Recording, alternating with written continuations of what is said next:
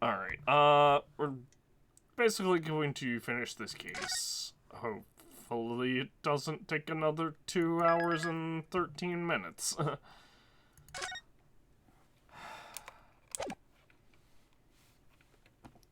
We didn't have an investigation. 13th August, 10:41 a.m. Supreme Court Adjudicator. Defendants, Antechamber 3. I'm so sorry, Susato. I should have told you about the tots. Ray. Wow, that was a good voice. You have a strong sense of responsibility, I know. That's why you decided to shoulder the burden. No, that's not it at all. I was scared of my failure coming to light, that's all. So I have to retrieve the substance from the English woman before anyone found out.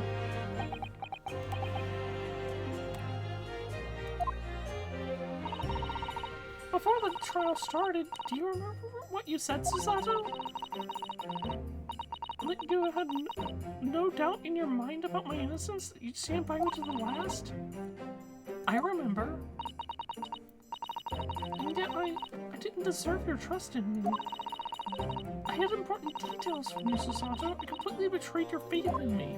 Hate me, Susato. I deserve it. No, in fact, throw me to the floor.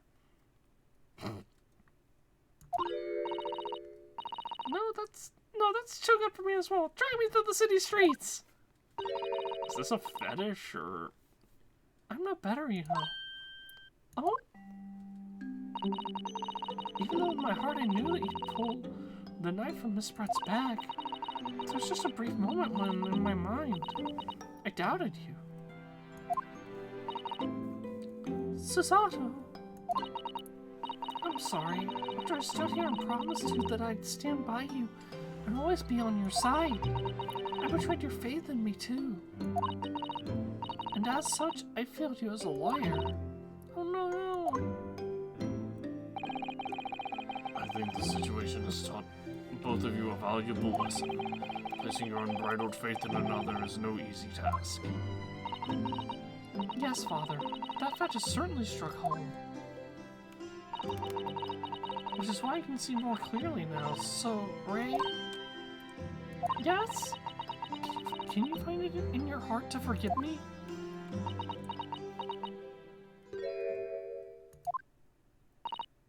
Oh, Susato. You know you'll always be a gallant, dashing lawyer in my eyes now. Oh, Ray.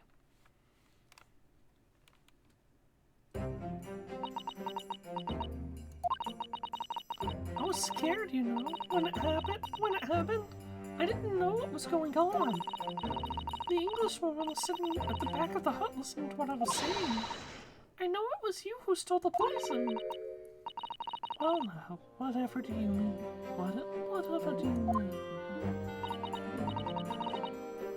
And then a moment later, she suddenly got to her feet before collapsing on the floor in front of me with a knife in her back. It all happened right before my eyes. And you were the only people in the hut at the time? That's right, just Miss Brett and myself. There was no one else. She was stabbed through the back wall of the hut very clearly, as you can literally tell from this big-ass gap in the wall of the hut. As a matter of fact, you can even see a giant hole right there.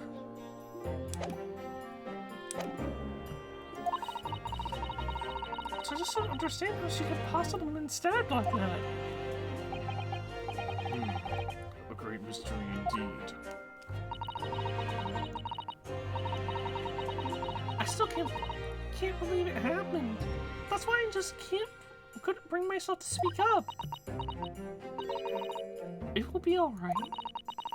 However it happened, about whatever really went on, by the sea that day. I promise you that I'm going to prove everything you saw is true. Spoken like a true Mikotoba. Nah, I think we should discuss what's coming up in the trial, don't you? We don't have much time. We must make sure we have our facts in order. Yes, I'd said the poison is going to come under close scrutiny in the upcoming proceedings. The police should hopefully have identified it on the blade by now. The trouble is, it's a completely new laboratory synthesized blend of alkaloids. The police won't have any way of testing for it. Oh, I see. Yes, without this chemical reagent, it's impossible to detect the toxin. Chemical reagent? I sent a colleague of mine off with some earlier to deliver to police headquarters. I think perhaps you should have some as well, though, just in case. Chemical reagent was entered into the court record.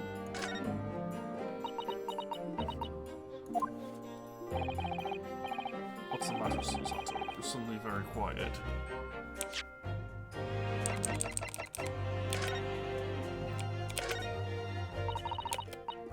Okay, well, I was gonna try to... The label appears to be written in a foreign language that I don't know. It's German, so your knowledge of English is going to be of little help here, I'm afraid. Could you have just written medicine on it in Japanese? Then we'd all be able to read it. German is the international language of medicine, my dear. But yes, I'm certain... I can certainly see the merit in labeling of the bottle in Japanese, though I'm not sure medicine would be entirely appropriate. Can I use this on the tip of the pen to prove that the pen was the pen had the... Okay, well, what if I do this? Unscrew the barrel, and then we see that that's done. I guess I can't do that yet. That's definitely where this is going. Is this new? What's the matter, Susato? Miss Susato? You seem very... Wait. What's the matter, Susato? You're suddenly very quiet. It's this newspaper article. It's exclusive. Deadly poison stolen from Yume Medical Research Laboratory. I wonder how the information got out, given that it was a government secret.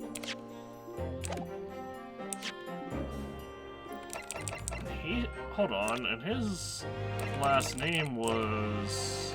started with an M, right? And first name too, right? It was all the Englishwoman's doing. What? It was when the professor and Sasaki-san were being interviewed at the laboratory. That so-called English lady who swarmed in and without any compunction said to Professor Mikotoba, "Oh, Professor, surely your guest would love to hear about your work on that substance thing." Put me in a very awkward position, to be frank. But Sasaki-san's curiosity had been piqued, so I had little choice but to give him a cursory introduction. So then Sasaki-san knew about the poison. Yes, and it's highly likely that the reporter was writing the story about us would have caught a glimpse of the toxin too. This memo-san. By the way, did that reporter join you all when you went to the beach? Oh, no, I don't remember the reporter being there. Indeed, he shouldn't have been there. I very much doubt anyone would have wanted him there. Oh? A known criminal had been given permission by the authorities to bathe by the seaside. Sasaki-san pointed out that inviting a reporter might be problematic, so the man was sent back to his office. Yet he obviously didn't go back. He secretly followed the party to the beach and took this very candid photograph. Then he presumably posted it anonymously to the police. Ah! Ah! Yes, that must be what happened. Counsel!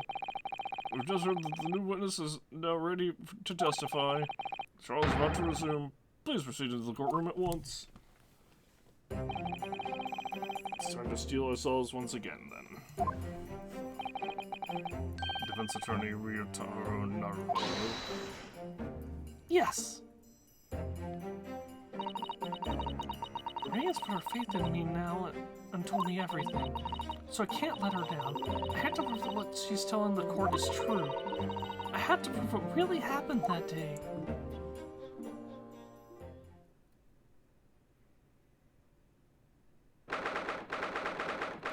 August, 11:30 a.m. Supreme Court of Judicature, Courtroom 1.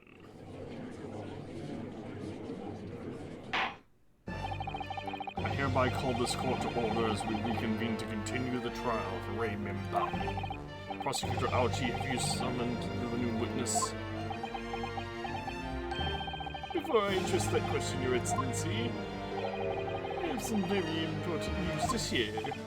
Oh? What news? And why does he look so happy about it? During the recess with the collaboration of Professor Mikotoma's laboratory at Ime University, the police re-examined the knife that was used to end Jezebel Brett's life. Excellent. I admire your rapid handling of the matter. Oh, too kind, Your Excellency, too kind. I was merely carrying out your instructions. Of course, there's no poison on the knife, right? I had the agent delivered to the police headquarters by rickshaw, so it would be there in good time. But judging by the man's swagger, I fear we might need to brace ourselves. But judging by the man's swagger, I fear we might need to brace ourselves for the inevitable. And counsel, what were the results? This dagger, which has so cruelly been used to end the life of the victim, has no trace of poison anywhere along its blade. What? Are you sure about that? We'll stake the reputation of the police on it. Armed with the reagent, the test is extremely simple. We couldn't have made a mistake. Murder weapon has finally entered the court record. In short, the accused's feeble excuse earlier. I guess we examine. Oh yes, this must be the victim's blood. Oh dear, blood is never a pretty sight, is it? I wouldn't have there to run it under a hot tub and get it clean. I've always been fastidious about cleanliness, haven't you? I think this is something else, Father.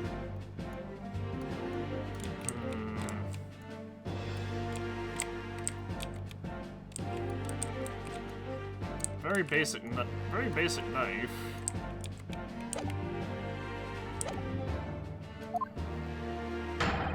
Has been utterly destroyed.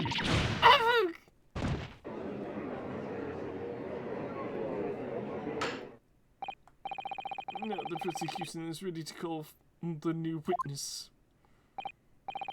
The newspaper reporter who managed to capture a photograph of the crucial moment. Good. Very well, officer. Bring in the witness. But she was definitely... Okay, so like I said, I see where they're going with this. The fountain pen is what had the poison in it, and she was stabbed with the fountain pen in this photograph very clearly, because that's not the knife that we're seeing. It's, like, not shaped correctly to be... Or what? Okay, maybe that is the knife that we're seeing. But she was stabbed with the fountain pen and then the knife or something like that.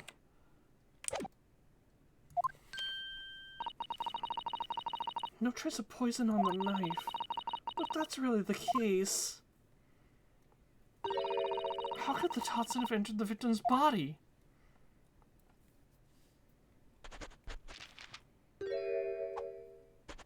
Oh, hello. Witness, please state your name and occupation for the court. Hang on, go back to his armband real quick. Where have we seen that before? Yeah, and RM.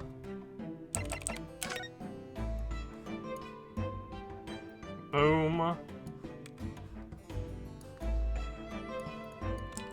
Boom. Written memo of the show you news. I'm what people like to call a journal. What's a journo, Father? Do you know? It's simply a contraction of journalist. That's where I'm there when I'm there by the news break. It's putting pen to paper and to catch those scoops, so they're in print the next morning. They don't call me the hero of the Herald for nothing. The nice guy at news. Oh, so, well, it was you who took this photograph, was it? Well, what have we here? I'm sorry? Oh, brace yourselves, people.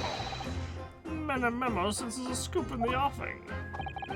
Female student up for foul play, defended by curiously handsome young lawyer in the Supreme Court. The readers will lap this up and we'll set it above the fold at 72.5 leg format for the morning edition. Huh?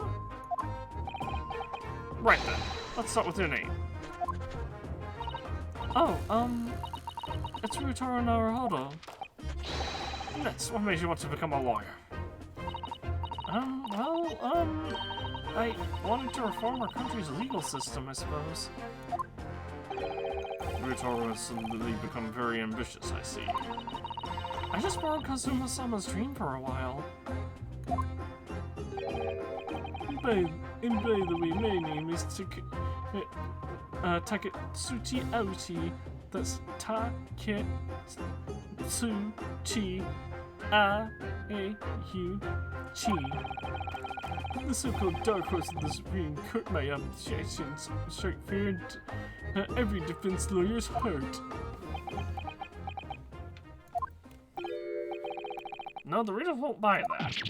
What? Witness? Yes? What this court demands to know is whether or not you were responsible for taking this picture. It was delivered anonymously to the Imperial Police Bureau only yesterday. Yeah, I wouldn't be a journal if I didn't click quick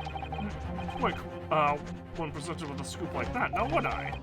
Sometimes stories fall out to me, sometimes I have to chase them down, but either way, you gotta be fast. Fast legs to run with, and a fast hand to write with. It's no good if you don't note it down, I always say. That's what I call memoism. Mini-memoism. My mini-memoism. Mini-memoism? Ah, yes, I remember your face. We met that day when you were interviewing myself and Soseki-san. Yes, that's right. That was me. Mini-memo again. But you were supposed to be coming back to show your news offices after our meeting. But the scoop is, I didn't. Because that Englishwoman's words had piqued my journalistic interest. The Spread's words? A criminal left to do as she pleases just because she happens to be a British citizen? It's horse done. This country's judiciary is rotten to the core. The Supreme Court's rulings aren't worth the paper they're written on. The police are just imperial pawns. Stay your tongue, young man. There are complex political issues at play. Well, anyway, I quickly jotted down those words you said in my memo pad. Are you ready? I'll read it out. It's all here. Right, here goes. I would like to go with everyone to see your country's coast. A serious criminal going on some junket. The people need to know about this. That's why I decided to sneak after them. To get the woman's story so I could hammer her in the press. You mean to say that you did indeed witness it firsthand? The grim scene portrayed in this photograph? Oh yes, I saw it with my very own journal eyes. From start to finish through the viewfinder of my trusty camera. And yet you only got to take one picture, huh? Thank you, Minimero-san. You will now give formal testimony before the court. You will state exactly what it is that you witnessed on the of the events surrounding Miss Brett's death.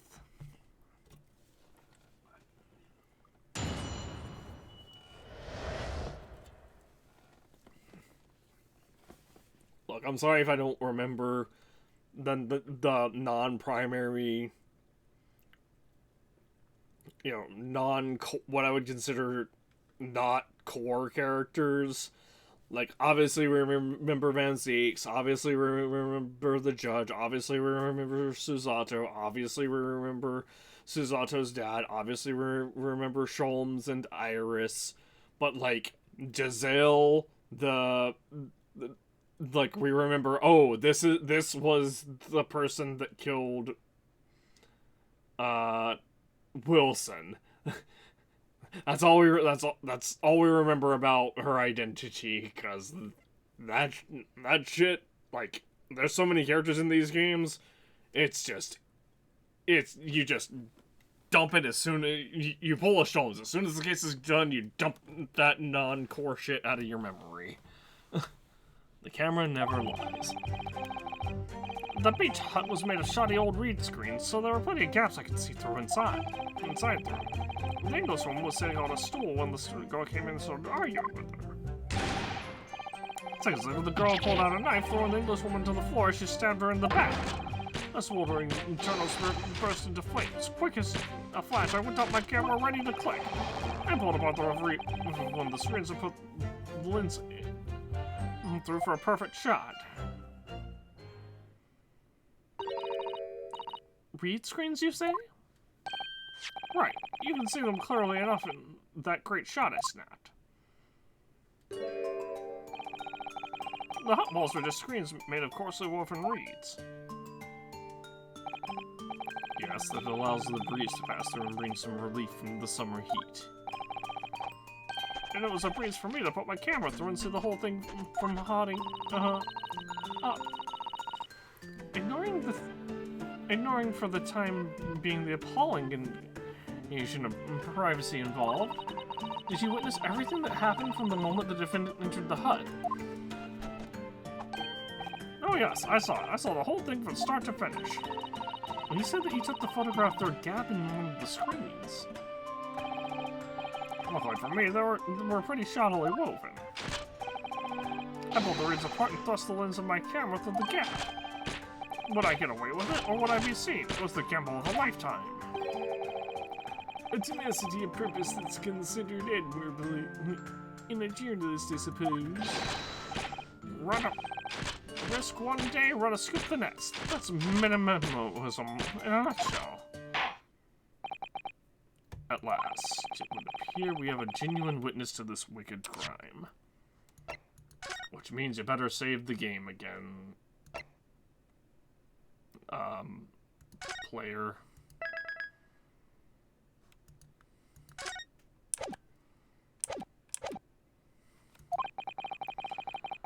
The evidence and testimony are extremely compelling. I believe we may be very close to a verdict. No! Wonderful news, Your Excellency. Wonderful. Nevertheless, it cannot be denied that this testimony begs one very large question. What question? Exclusive news from a startling photograph. A startling photograph, all the makings of an exceptional story for the reporter. Why then was the story never published? Oh, that's right!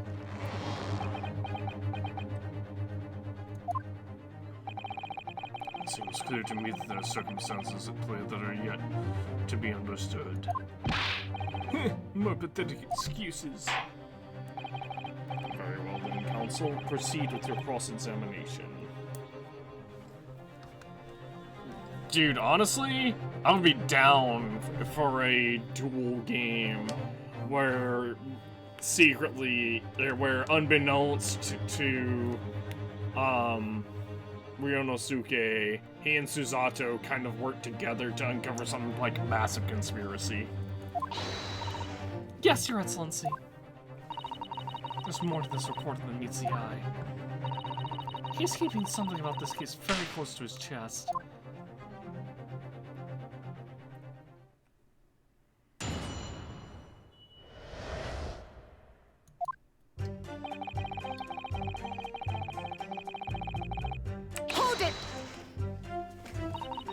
What made you want to see what was happening inside the beach hut in the first place? God, Jono, can you think of a better reason? Oh, I don't know. Perhaps because as well as being a proven criminal, the person inside was a young woman? Ah, I see where you're going with this. Brace yourselves, people. He's painting the Jonah as a voyeur. It's hardly slander, sir. You had a camera and you were taking pictures without the woman's knowledge. Nope, you got it all wrong, little student boy. Sorry? To my mind, all that was inside that hut was a scoop. Nothing more, nothing less. No, scoops know no gender, man or woman. It's all news. That's not even minimalism. It's basic journalism. If only the courtroom was indiscriminate. Right, so if that's all buttoned up, can we move on? Tell the court then, witness, what sight befell your eyes when you looked inside the hood? A sight that vindicated my journal instinct, that's what. I will bet the reads I can see it as clear as day.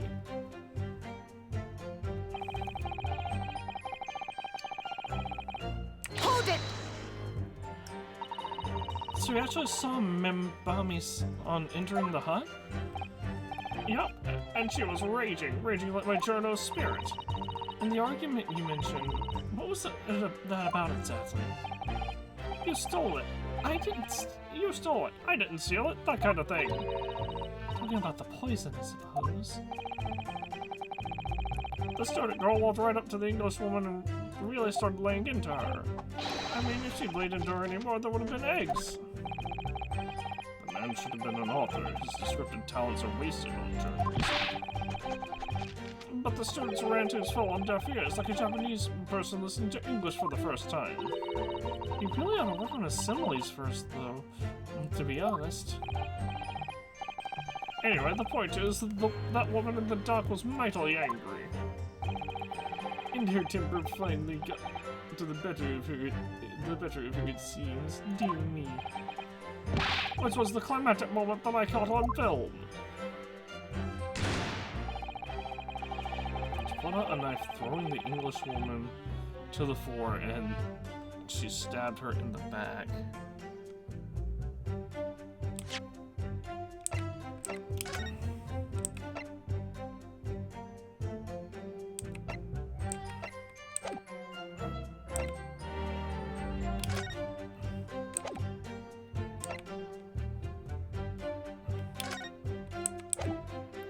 Well, that's not relevant.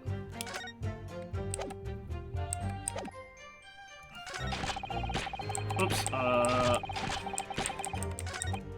press this. Hold it!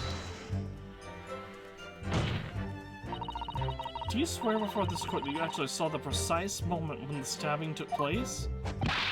Huh, that precise moment. I didn't see just that. I saw the whole hellish scene play out from start to finish.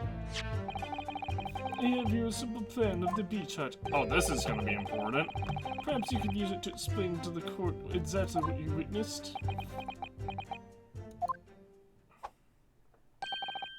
Right you are.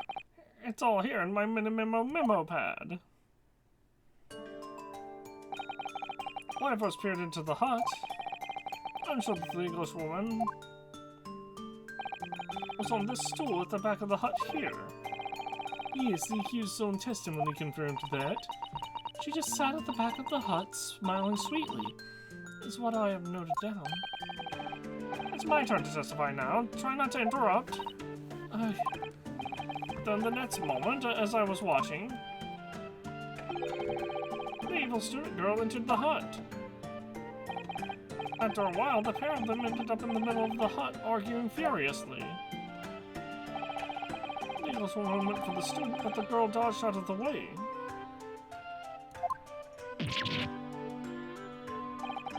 And in a flash, plunged a knife into her adversary's back as the two passed each other. What you describe as a grim crime indeed. And also extremely unlikely. Never sugarcoat the truth.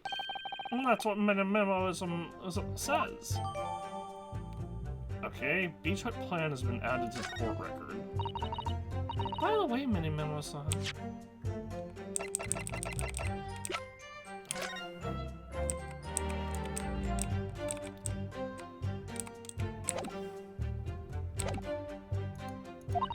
Also, the victim and culprit is going to be very important.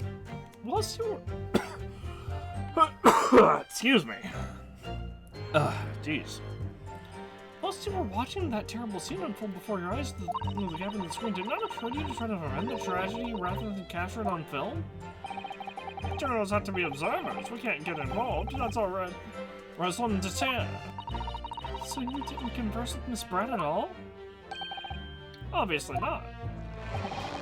And as ever always remains on the outside looking in. And that's something to be proud of, is it? Your Excellency, if I may... Yes, Professor? I think the witness's last expertly phrased statement should be perhaps be added to his formal testimony. Father, why are you... I will grant the defense's request. Memo, son, you will supplement your formal testimony with the aforementioned statement. Well, nihilism is the foundation of minimalism. Keep not being able to read that. But I'll gladly prove that my words aren't meaningless.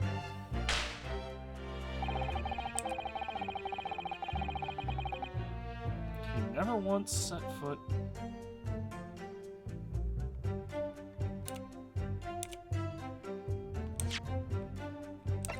inside the tent.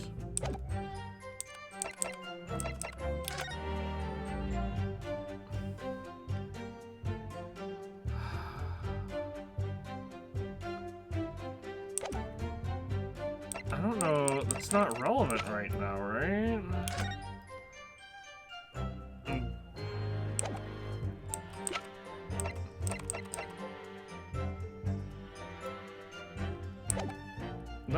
Let me continue pressing everything. Oh, that's his last statement as well.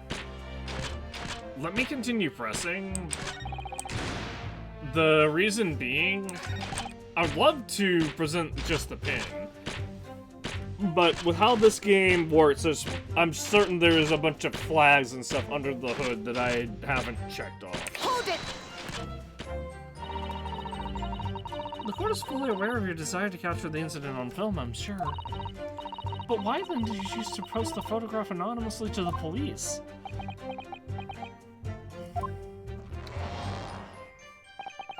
I'm afraid I don't understand a word that's coming out of your mouth. I'm asking why, as a journalist, you decided to not make a story out of the incident. Think of me as a sculptor. A sculptor makes art out of the sordid private details of other people's lives. But I never discuss my own personal life as on principle. I mean, that's basic minimalism. It's not something to boast about. No doubt your burning desire to see the truth exposed and justice done was what motivated you. That's it. That's brilliant. My burning desire to see something or other exposed. There has to be a good reason why you didn't write an article about what he saw, though. By your own admission, you were outside the hut. How then did you manage to take the photograph? Ah, yes, that. I'm glad you asked.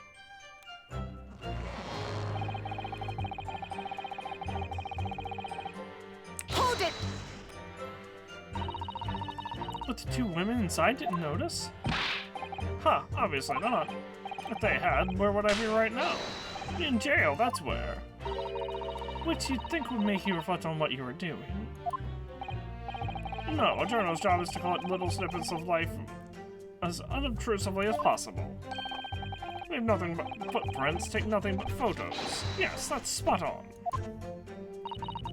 Did he just make that up? The point is, the witness risked life and limb to obtain this photograph. And this photograph reveals the whole truth. There is nothing more to be said.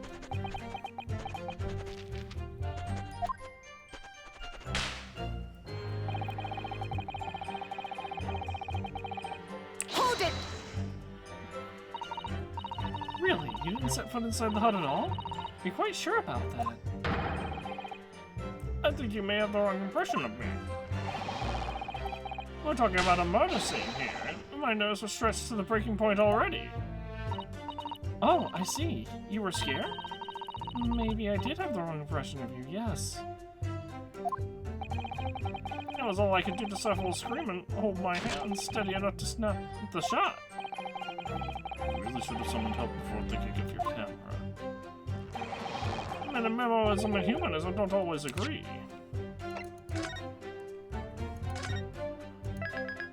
I'm dropping a save here. I know it's a really weird spot, but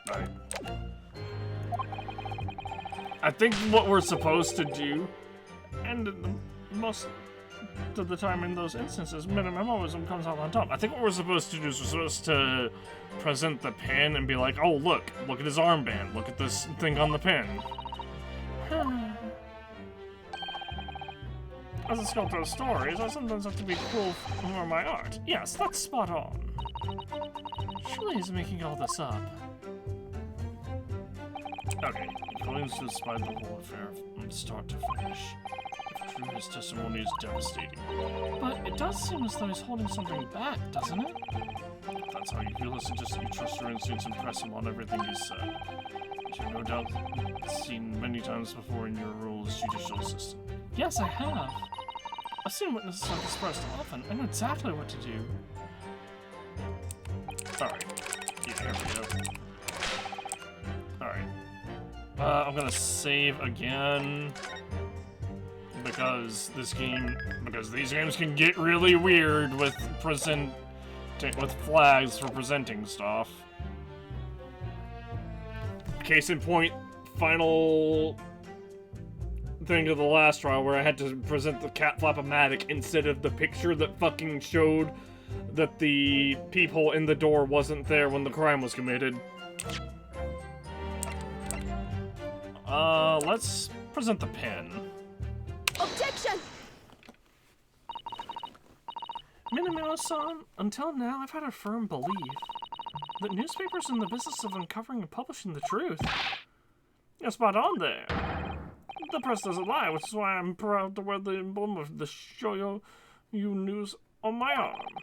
In a way, that's more metamemoism. Sadly, though, it seems the journalists who write for those papers don't always share the same passion for the truth. What are you suggesting with those recriminatory words, Counsel? Minamino-san, do you recognize this fountain pen?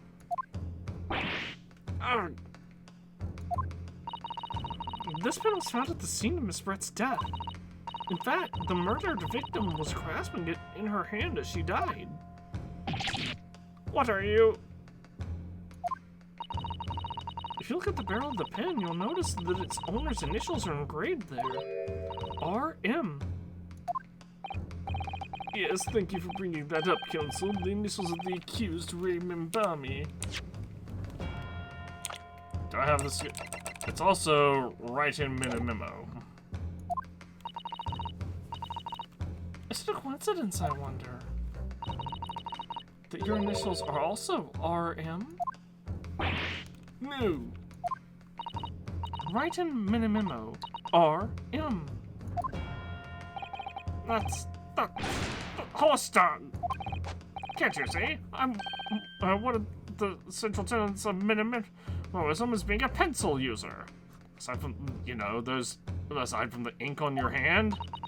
And yet, as the court will clearly be able to see, on your right hand, there's a very obvious blue ink stain. It would appear that you must have rather carelessly left it somewhere recently. Your favorite fountain pen, that is. Horsey horse dung! Minamimo-san, is it not the case that before she died, you met with Giselle Brett in that beach hut? Objection! Wait, should we listen to this absurd nonsense? It's nothing but another excuse. Exactly! Sure, you will stand behind me all the way. I deny everything. There must be as many people with the initials RM as there are stars in the night sky. The defense has neither the time nor the inclination to count every star in the sky. And there's no need anyway, because this pin has more to tell. Yes, there is another clue. A clue that undeniably proves who its owner really is. In that case, counsel, the defense will now show the court where this alleged clue lies. Of course, Your Excellency. The clue on this fountain pen that clearly reveals its owner's identity is... It's the other clue. It is right here, the emblem. I hit the wrong button. But it's a good thing that I hovered over the... It's actually a good thing that I hit space there, because that ensures that it's not... That this isn't somehow hovering over the RM, basically. Got it! As well as the initials, there's also an emblem on this fountain pen. An emblem that you will of course recognize, Minamemo-san. Goodness me! It's the emblem for the Shoya News. In other words, the owner of this pen is an employee of the Shoya News, whose initials are RM. Suddenly, the stars in the night sky don't seem so numerous, do they? Well, Minamemo-san, how do you respond? No! Order! Order! Explain yourself, witness.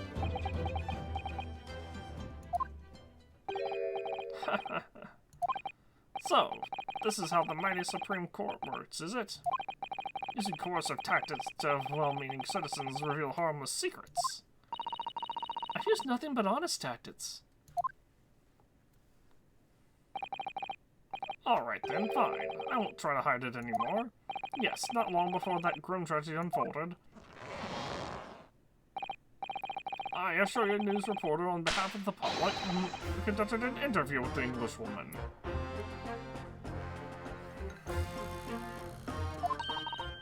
An interview? You never mentioned this before? This is gonna be a long trial. When exactly was this?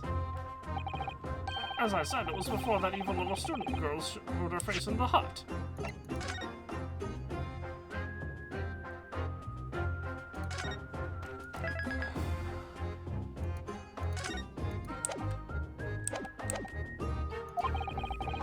It couldn't have lasted more than 2 or 3 minutes, that's all. It was just a brief exchange. But it came to nothing. As we minimalist say, the people don't pay their dues with their unworthy news. However insignificant you deem it to be, this court cannot overlook the meeting between yourself and the victim. You will testify now under oath about the precise nature of this meeting and what transpired. Got it, yes, alright, but... one condition. Condition? That's not how this works. In all good conscience, I can't speak out alone about this. You need to call back the earlier witness, Soseki Natsume-san. Soseki? Son? Oh yes, according to my notes here, that man has a secret of his own. Embrace yourselves. Because it's not a harmless one, it's big. What? Minimemoism states that one man's secret is every other man's front page story. Very well, I will grant the witness's request in this instance. Officer, summon the earlier witness back to the stand. Soseki-san, hiding something? Is today a day that ends in Y?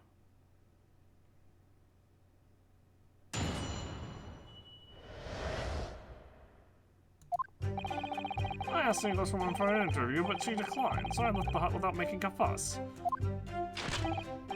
Then, watching secretly from the outside, I saw the woman being stabbed, and the other witness come running. The detective realized that the victim still had a pulse, so he ran off to fetch help. That's when this writer man here asked the woman a very significant question. But he didn't say a thing about that in his testimony. Which is why Minimemoism demands I reveal it now. You mean to say the victim? The victim regained consciousness? And when she did, you decided to ask her a question? That's, true, yes. He did, and that's not all. The woman gave him a very definite answer. An answer that incriminates the accused. This is preposterous. Why am I only hearing about this now? Why didn't you mention this before, you yokel hack? It wasn't even a conversation. Yes, I did post the withering English Rose a question. I don't deny it. But she could no longer speak. She was barely conscious, even. Counsel for the defense, I expect a thorough cross-examination to be conducted. This court must and will know the truth. Absolutely, Your Excellency. Just give me a second to save the game. I believe in a thing called safe's coming. What? I hit back and it didn't go back. The reporters are claiming Miss Brett implicated Ray somehow? What on earth could have happened in that hut?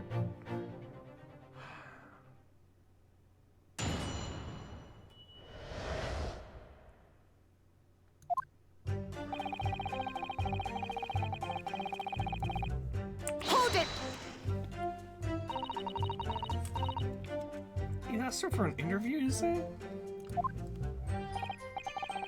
Well, of course I did. I wanted to ask her about the incident she was involved in at the end of last year. About the case in which Dr. John H. Wilson lost his life? That's not the way I phrased it. Minimalism calls for straight talking.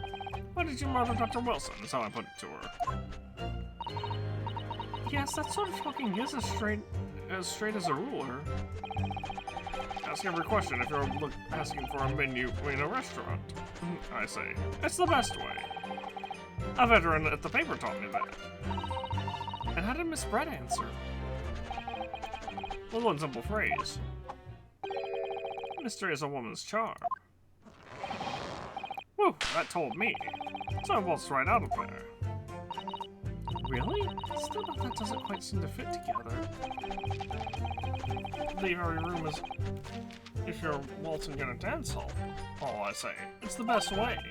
A veteran of the paper taught me that. Was it the same veteran? I don't have any evidence.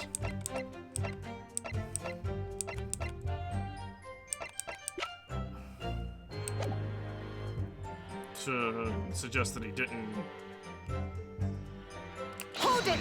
just like drop his pen or something like that, right? That was very persistent if you consider Mr. Brett had just turned you away. Persistence wins the prize. Any memoist will tell you that. Now, usually, if you're persistent, if you're quote-unquote, if someone describes you as persistent, it's them basically saying that you're annoying. Not to think you're flat, and just when they lower their guard, that's when you swoop in for the scoop. And they fruits of your labor all to appear to this telling photograph. I'm sure the young yokel student would rather not be reminded of this damning evidence. Actually, it's thanks to that photograph that we managed to identify this witness. And now that you found me, I'll tell you whatever you want to know. I've got nothing to hide. I'm sure. Please do go ahead, witness. The court is eager to hear what you have to say. Try to stop me. There's a story to tell here. I'm going to tell it.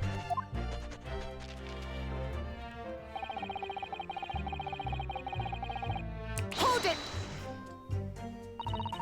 So Saseki-san remained behind in the tent? That's right, yup. Our other friend here was a blabbering wreck, shaking all over from his head to his toes, mustache twitching, eyes bulging. What did you expect? You don't know the terrifying troubles that have taunted me whilst traveling abroad. Back behind baleful bars. They'll be coming for me, surely. That's all I could think of. As though I felt as though I were gasping for air, drowning in a sea of cold sweat. Poor Saseki-san, his experiences in Lebanon scarred him deeply. As As the world seemed to close in around me, I quietly recited a prayer to Amida Buddha. I turned my goodness to eternity. The end is coming for me, surely. No sutras are to resound in my courtroom, please. And now, we come to the crucial part. That's when it happened.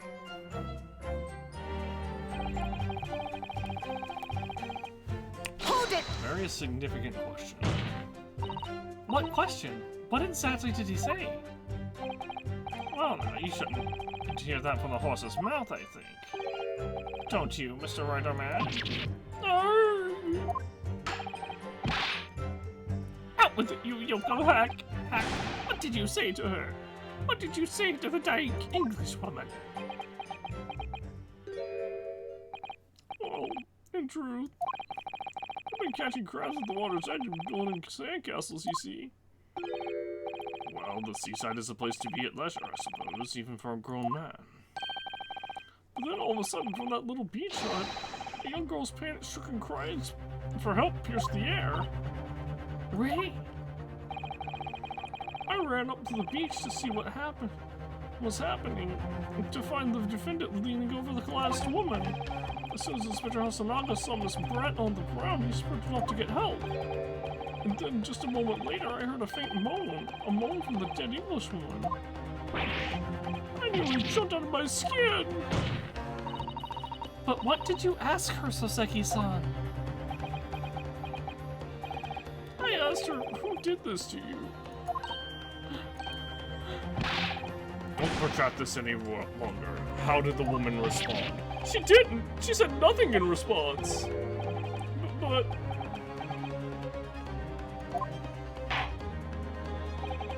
When in the stand, you will answer the questions asked of you unambiguously. Now, without evasion or reticence, I demand that you amend your testimony.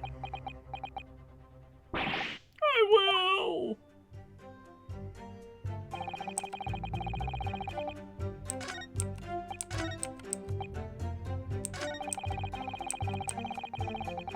Pointed in the direction of the defendant.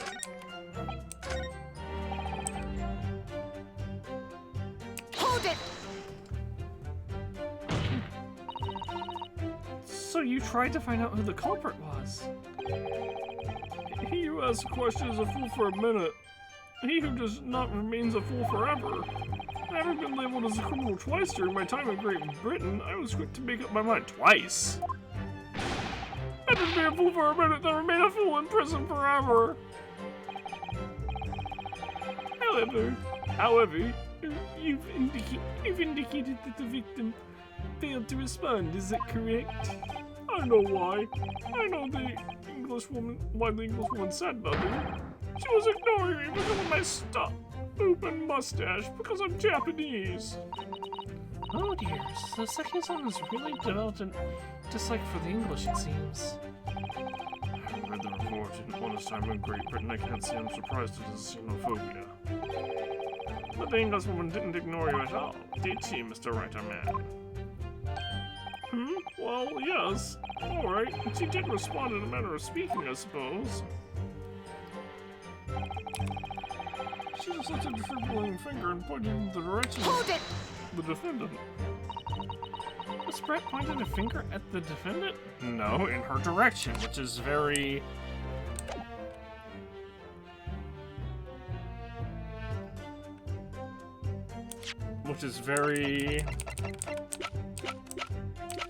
telling indeed, because if the victim is right here, and the culprit is right here, in her direction, there could easily have been someone right here. Well, the defendant, rather. Victim here, defendant here, culprit here. Soseki-san, is that really true? It's not easy to stand here and say this, but when we first entered the beach hut, the Englishwoman was sprawled on the floor before us, with the skirt girl standing on the far side of her. And when I asked who did this to you, the Englishwoman summoned her last ounce of strength to one trembling finger at the back of the hut. which can't be denied, in the direction of the Stewart girl who stands accused today. Yeah, but guess who else was back there? No. So, Seki-san, why on earth did you neglect to mention this in your original testimony? But fiddlesticks, I say! This is not a British court of law. You will respond in Japanese.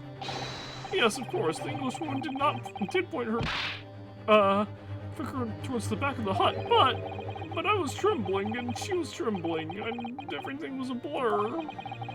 Thinking about it, I feel as though perhaps she was pointing in a slightly different direction. Actually, no, not slightly, in a very different direction to where the student girl was standing.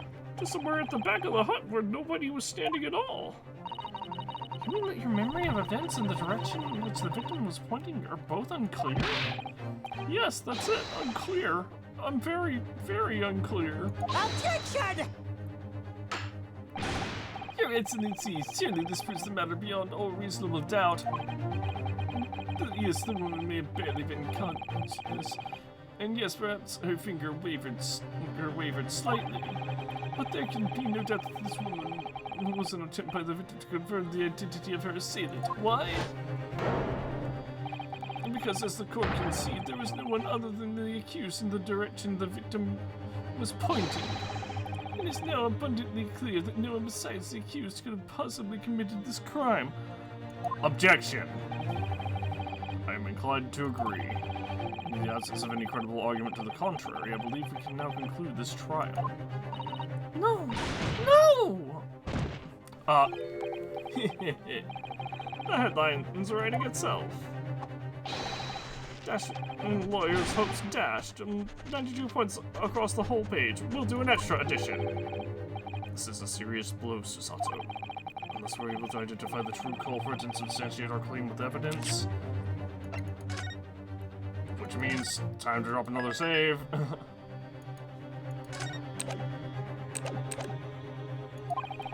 The judge will give his ruling and the trial will be over. But that's impossible, Father. We don't even know how the crime was committed yet. I know. Impossible though the task may seem, we have no choice. Let's look back over everything we've learned thus far. Somewhere in all those details, I'm confident we'll find the clue we need. Yeah, you know, I just need to apply this. Can I, like... Yeah, I can't do anything with this at all. Like... I just want to, like, remove this cap and apply the poison tester thingy to the underside of here.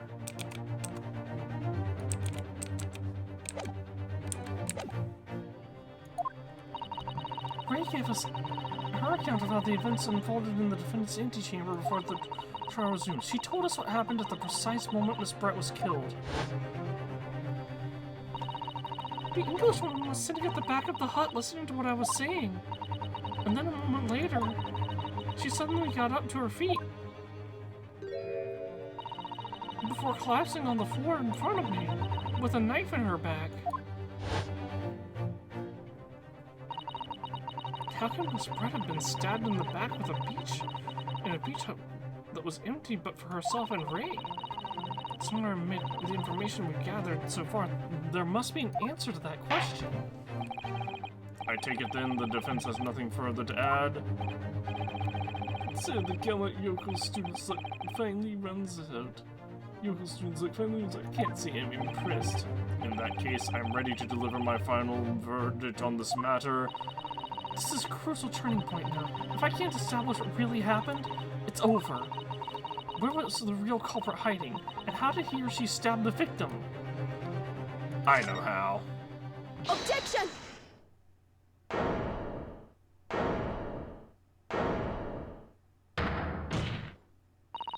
Your Excellency, I respectfully ask you to postpone your adjudication for the time being. Oh? To what end, counsel?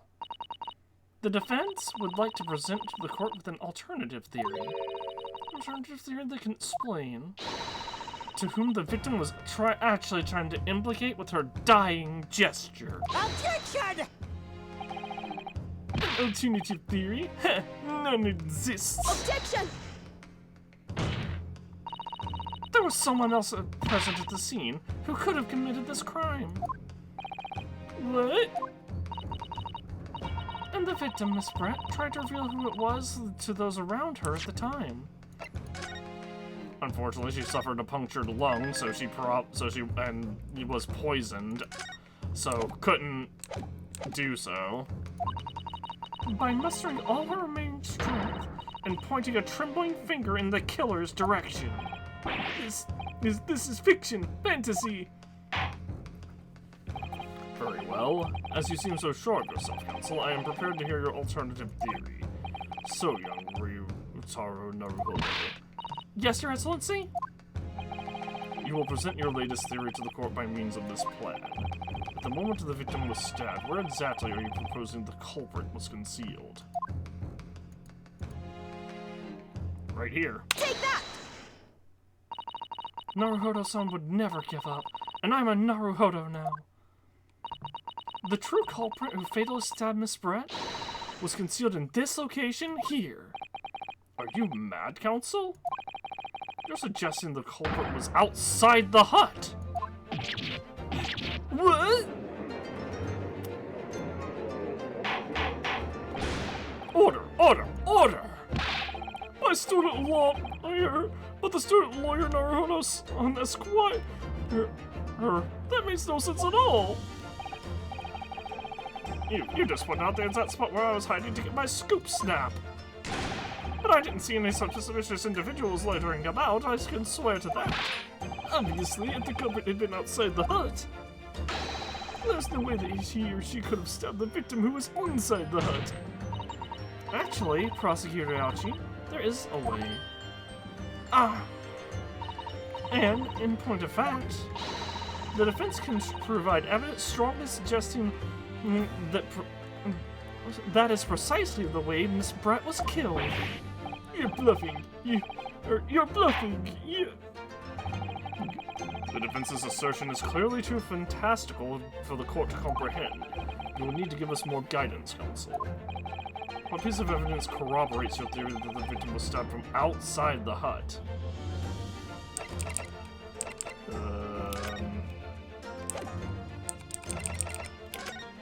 The fact that this photo? Let's go with this one, maybe? I don't know which one of these photos, what to present here. Take that! The original photographic print of the crime scene. Yes, it's clearly visible in this print. The trace of the fatal thrust was delivered from outside the beach hut. Objection! Do you take us for fools? There's no hint of any such thing. I'm not sure that everyone present would agree. Someone, or at least appears to have noticed what it is that I'm referring to. Counsel, once again, I must call on you to be explicit for the court. Where on this photograph is the trace of the stabbing which you claim took place from outside the hut? Let's just right there should be good. Take that! Look closely, just here. In the screen at the back of the hut, you can see the effects of a blade having been forced through the reeds. No, I can't. I can't see any such thing. It's true that the hut in question had 4 walls as you'd expect, however. By parting the reeds, a knife blade could easily penetrate them. This is extraordinary. I can't believe no one else thought of this. With all the evidence, with all this evidence.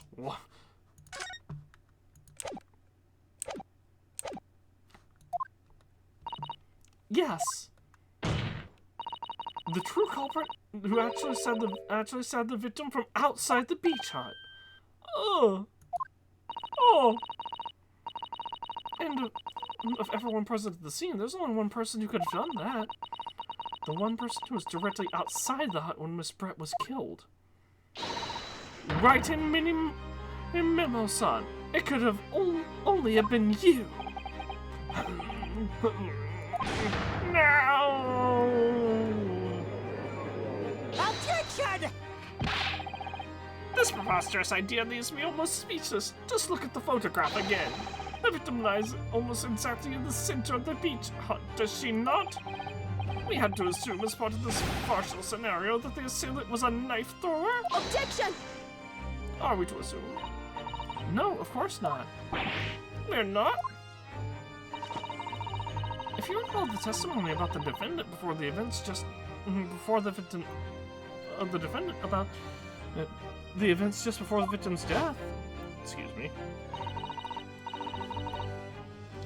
Inside the beach hut, I confronted Miss Brett. But she just sat on a stool in the back of the hut, smiling sweetly as if she knew was untouchable. A stool. Have another look at the photograph. The slit in the read screen would align perfectly with the back of a person who was sitting on that stool. My word. So, in fact, the victim was killed while sitting on that stool by a stab wound to her back delivered through the screen, or through the read screen. Oh.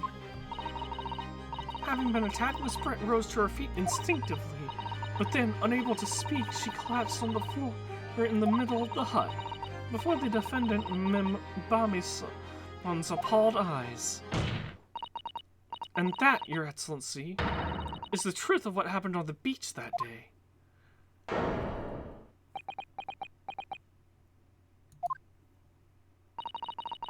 By your silence, Minimimo-san, I take it that you don't deny the charge.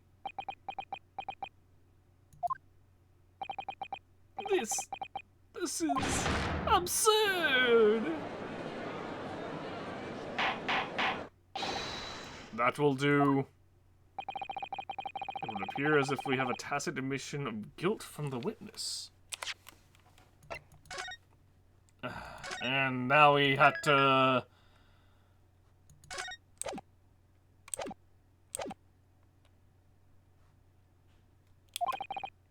Accordingly, the court has successfully established the truth in this matter. That can't be it, though. That's too easy. There's still so much that we haven't looked at. We haven't used this chemical reagent. We haven't used this fountain pen. Which means that the defendant, Mbami-san, is innocent of the crime. Oh, thank goodness! I finally made him cave. I must say, I've never been more proud. No, this can't be! The LT clan can't! What of my growth of hope? It wasn't all an apparition. I can't accept this, I won't! Yeah, something doesn't feel right about this. I see no reason for the continuance of this trial. I will therefore move to conclude proceedings by delivering my final verdict and... Oh, here we go. Here's the fight back.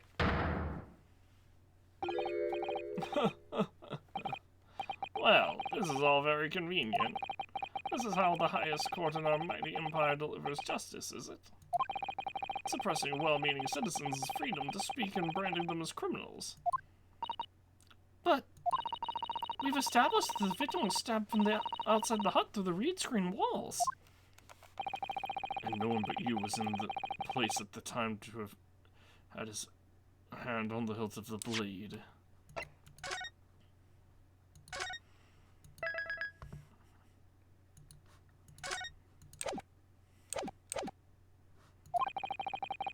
It's a perfectly logical deduction. So, your argument hinges on the location of whoever stabbed the Englishwoman, does it?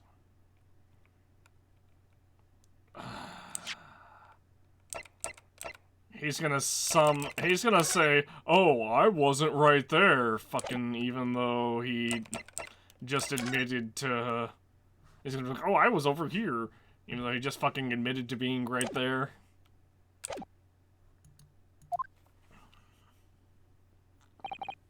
Well, it seems a little irrelevant now. Irrelevant?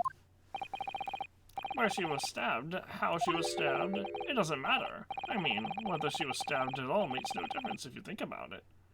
Now, he's saying that she was poisoned, right? After all, this trial's already... He's shown the whole thing hinges on something else. What are you talking about? Brace yourself, little man. I'm talking about the fact that everything's changed. Because of the dirt you dug up. What? Enough obscurity. Explain yourself, witness. What's to explain? I'm talking about the poison, of course. Cusco's poison. The poison for Cusco.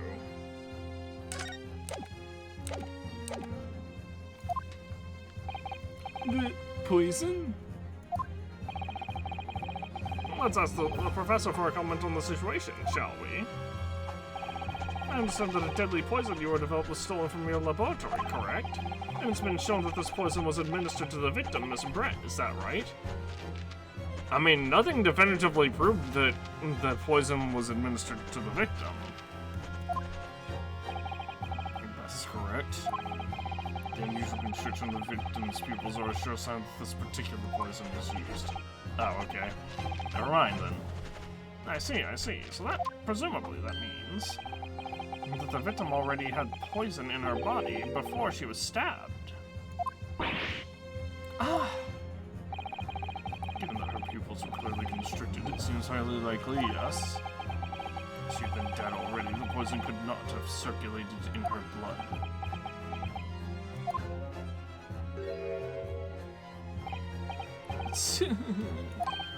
How refreshing to hear the argument of a metropolitan mind. Precisely. Matters not a jot who stabbed whom, in whose back with whose blade. He stabbed her with the pin. Oh my gosh, what a shocking revelation. And then stabbed her with the knife, like, really quickly to cover up the pin or whatever. Because quite simply, the Englishwoman's life was not taken by the knife, but by the poison. But that could be explained by the poison being on the blade, as I already... Nope, they tested the blade. Remember Suzato? I'm sorry, Renuto? Forgotten already, have we, yokel? During these very proceedings, the laboratory and the professor at your side assisted in proving that the blade of the weapon used to attack the victim had no trace of poison on it whatsoever. Ryutaro. I'm sorry, I'm getting their names mixed up, because Ryonosuke and then Ryutaro. So let me get this down. The facts are skillfully established by the defense in this trial.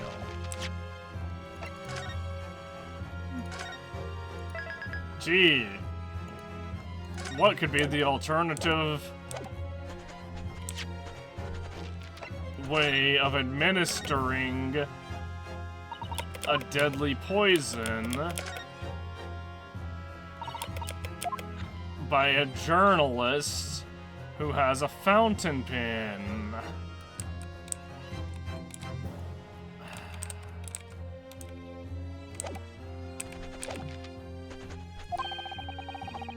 Turns out to be a headline making red herring.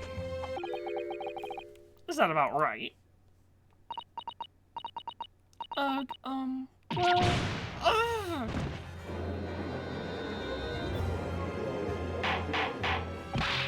Order! But where does this leave us? How, in that case, did the poison enter the victim's body? There's an undeniably obvious answer to that. The lady most likely imbibed it. You mean she drank it? I'm gonna look at the photograph here, as you can see. A bottle of carbonated water and glass had been knocked over onto the sandy floor in the beach hut. The poison could have been slipped into either. So somebody made Miss Brett drink it. Well, what do you know? Look at those dashing eyes. This will make a great front page shot. Hey, why the bewitching stare? After all, I'm the last person you should be looking at. It would make no sense at all that I poisoned the woman, wouldn't it? I mean, that's been established. Hold it! Established? What are you talking about? Don't tell me you've forgotten. He's saying he has no motive. That doesn't mean he didn't kill her. No motive killing with no motive is not terribly common, but it does happen. That's a little hard to believe, given that the person who established it was you.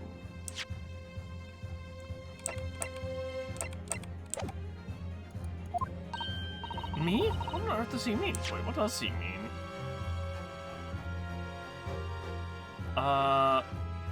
Made no sense that he poisoned the woman. Oh, let me capture those wide eyes. This is prime press fodder, this is. It would seem that this trial is not destined to end yet after all. I hereby call upon the witness to give further testimony. That's great, that is. Let me get a shot at that magnificent beard, Your Excellency. I claim it to be impossible that you were the one who were responsible for administering the poison to the victim.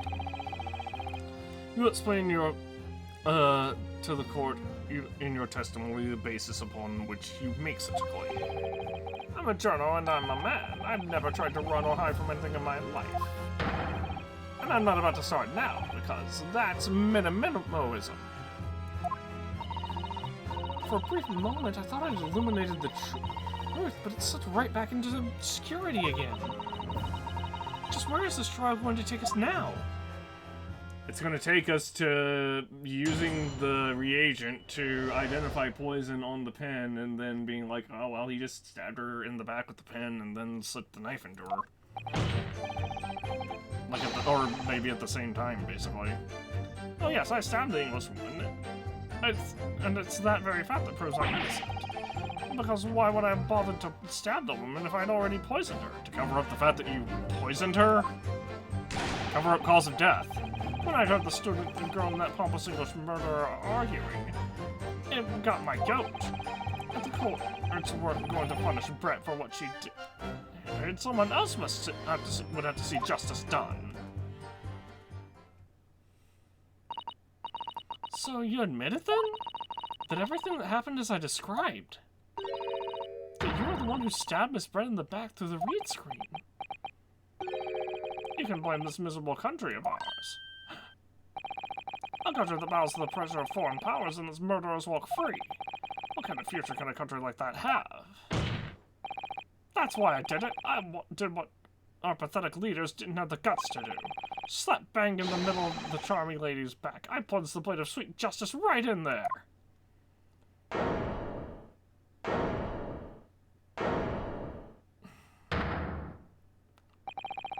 As someone who spends his life seeing that the truth is told, I feel really, really awful about giving false information in my testimony before. As it turns out, there was somebody else who had it in for the victim and got to her before me. That's right, you guessed it. That pretty little student girl. Now there's a woman after my own heart. You're implicating Ray again. You're implicating Ray again. She's the one who gave the poison to the Englishwoman that ended her pitiful existence. And suddenly, snap, this journal here is off the hook. The argument is sound, certainly. If the witness has administered poison himself, he would need only have waited for it to take effect. Subsequently stabbing the victim in the back would have been entirely nonsensical. And therefore, this reporter had nothing to do with the poisoning. Yes, it's all quite logical. Not if he was trying to cover up the cause of death. Like you would do if you were trying to frame someone. Right. That's right, it is. Logical and true. I'm glad you've all seen the light.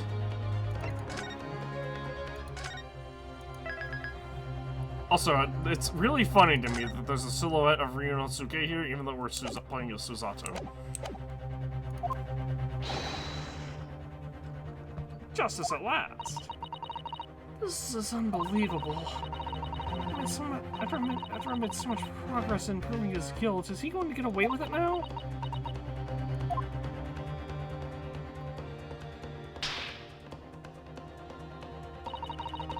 Think of Kasuma-sama and Naruhodo-san. They never stopped looking for a way forward until the judge's final gavel. Very well then, counsel. Proceed with what I assume to be your final cross-examination in this trial. Yes, Your Excellency.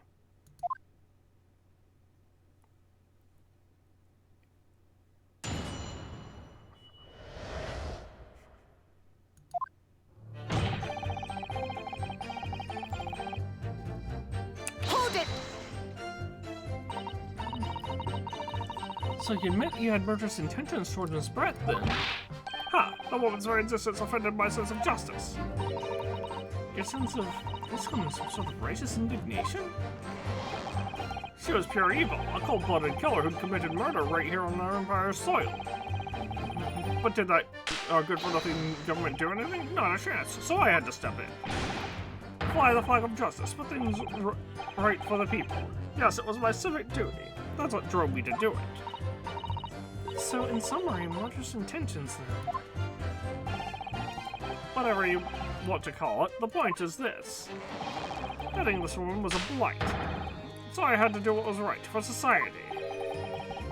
Yet a real wrong was done by the student girl in the dock, a crime for which she must pay. Obviously, because the poisoning was nothing to do with me at all.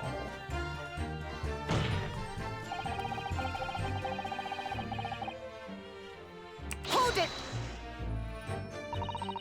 So you still maintain that you didn't give the poison to the victim?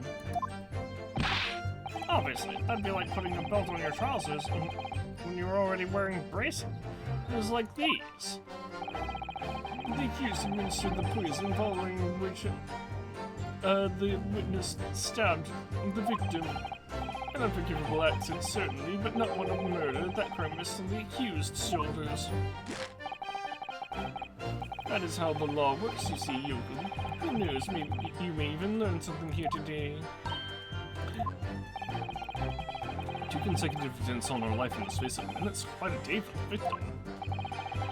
Do something not evil and you've got it coming. That's how the law works. The law of reckoning. That's not the kind of law this court upholds. Reiterate why you were compelled to stab the victim then, witness.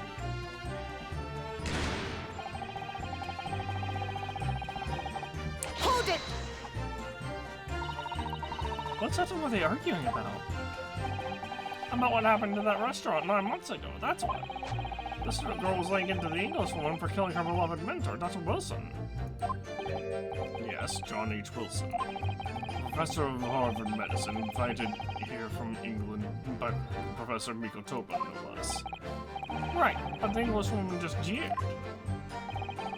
Her case was to be heard by the British consular court in Shanghai. However, there's little doubt she would simply have been acquitted and sent back to her homeland a free woman. It was eating that student girl up inside. You could see it. I really felt for her. Here we go.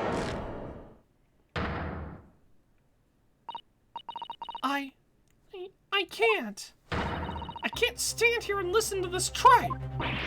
Ray. Young girl, you stand accused here. You can't just blurt out whatever you feel like. No, you can't. Sorry, but I'm in the middle of some very important testimony here. Just keep quiet and listen. But this awful man is making all this up. Susato, please, you have to make them listen. Return to the dock at once, Moonbommies. We're in the middle of a cross-examination.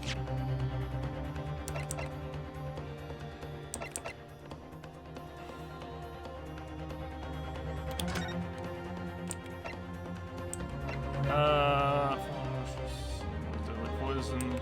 Stolen. The news that would have to be consulted. Either the nut or poison lace blade would be fatal in minutes. Onset of symptoms occurring in minutes with impaired breathing and ending with acute contraction of pupils prior to death. So symptoms would be suggesting this toxin is apparently likely a new synthesis, an entirely new synthesis valve was rumored to be commissioned by the military. I didn't realize we could actually look into this further. So that's my bad earlier. Hold it! Your Excellency, please, I implore you. That journalist is clearly not a trustworthy witness. Exactly. He's a filthy, rotten, and black-hearted, bigoted, dirty, grape-peeping Tom! Whoa, take it easy there. Please, I think the court should hear what the defendant has to say. Your Excellency, I see no need whatsoever to entertain the accused's remarks. I will grant the request of the defense. But, Your Excellency! This is likely to be the final cross-examination of these proceedings. As such, I believe it would be ill-advised to stifle the defendant's obvious concerns. So, whilst recognizing that this contravenes regular protocol, I hereby call upon the defendant to speak. Oh! Thank you so much, Your Excellency!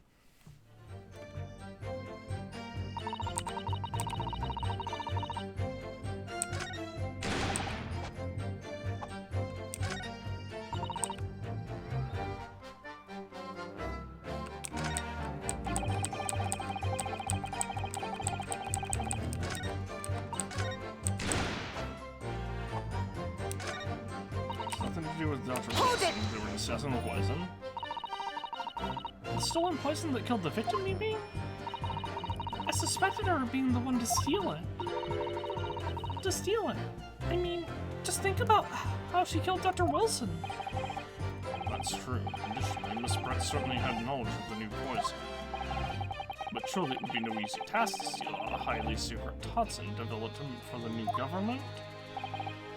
Indeed, all visitors from the laboratory are thoroughly searched when they leave. Even if the thief managed to avoid being seen by myself or a colleague, getting the poison out would be very difficult. That's true. I pestered Professor Mikotoba until he agreed to show me the poison when I visited his laboratory. As I left, I was searched from top to tail. Miss Brett rather bluntly revealed the existence of the toxin we'd been developing, you see. As it's Saseki's-san expressed such an interest in it, I felt unable to refuse. Obviously, I gave nothing away other than the fact that it was an extremely potent substance. I'm very ashamed of myself. It's just that I've had a singularly terrible experience with a deadly poison.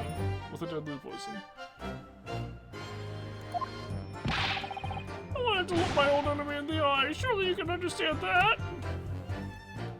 When did this happen? Because the only thing we've seen from Saseki was the stabbing from Mrs. Garadab, Accidentally stabbing the one girl with a knife. To find out if my suspicions were true, I confronted Miss Brett about the poison. I told her that if there were to be an incident involving it somehow, it wouldn't just be the university. The military would be dragged into it. The whole government even. It would be a complete disaster. How did Miss Brett respond to your concerns? She just curled those beautiful lips of hers and said she didn't know the first thing about it. In English, actually. Ah, yes. Minimimo-san, one small question, and if you don't mind. I do mind. I don't mind. Can't you see that I'm busy?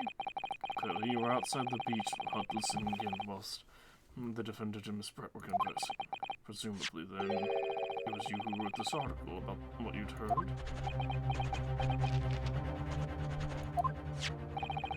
Exclusive. Deadly poison stolen from UNA Medical Research Laboratory. The story was published in this morning's edition of Shoei News.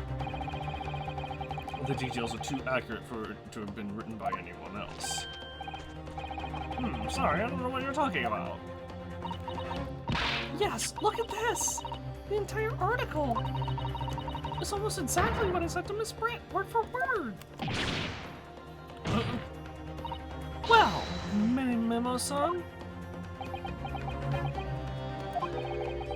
As a journal and as a citizen of a free country, I don't have to reveal my sources. That's a founding principle of minimalism. Father's clearly right about this. That reporter did write that article, and he based it on what he overheard from outside the hut.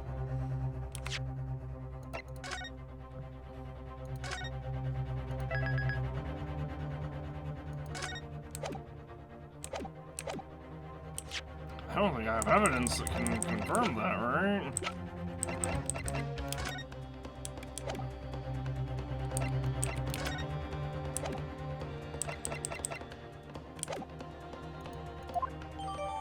The details of the poison article have been updated in the court record. Oh. The reporter based on information gleaned by eavesdropping. So that's what it was all about. You were trying to cover up the fact that you were listening in. And that's why you came up with that stinking story about me arguing with her. Shut up, my stories never stink. Look, whatever you say, little girl, doesn't alter the facts. Your Excellency, there's something I want to say, and I want it to go on record. Very well, you may amend your formal testimony.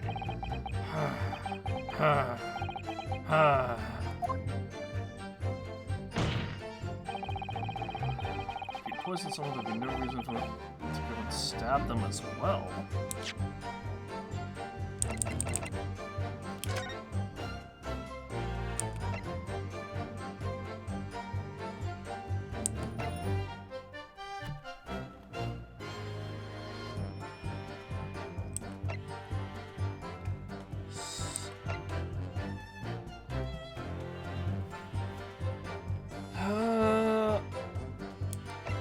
Very disturbing incident.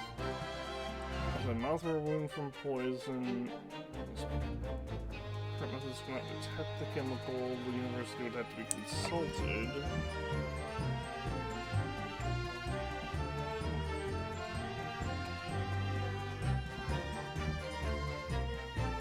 Onset occurs in minutes.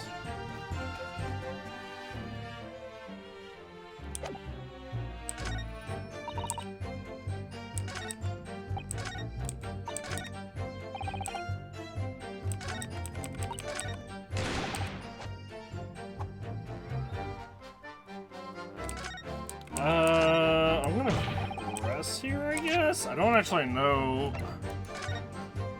like, what the update there really did for us.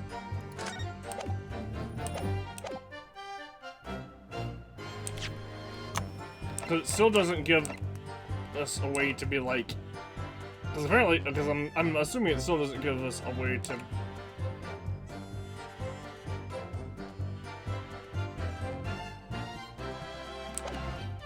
present... Like, I'm assuming that it still doesn't give us any relevant information. If you poison someone, there'd be no reason to go and stab Hold them it! as well. Perhaps you doubted the efficacy of the poison and sought to make sure your victim would die. That's horse dog. What? That would be like pouring pepper on your Chinese ramen before you tasted it. Completely reckless. Although it might surprise you to learn that I am a bit of an impetuous pepper pourer, as it happens. Once the victim had taken the poison, it would have only been minutes away from death. And yet this man then proceeded to stab her in the back as well. There has to have been a good reason for that. If it was the reporter who gave the poison to his breath, then clearly he must have done it prior to Ray entering the hut. Yes, that's undeniable. Between him leaving the hut and the victim being stabbed, there was one very crucial change in the situation. Sorry? What change? The reporter overheard the conversation between Ray and the Englishman. Ah, yes, that's it. That's when my son first found out the exact nature of the poison he'd used. That could be the key here.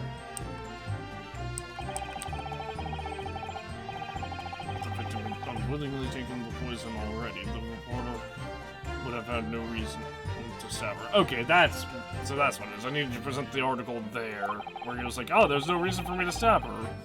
And it's like, because, well, you didn't know about the effects of the poison until you overheard it.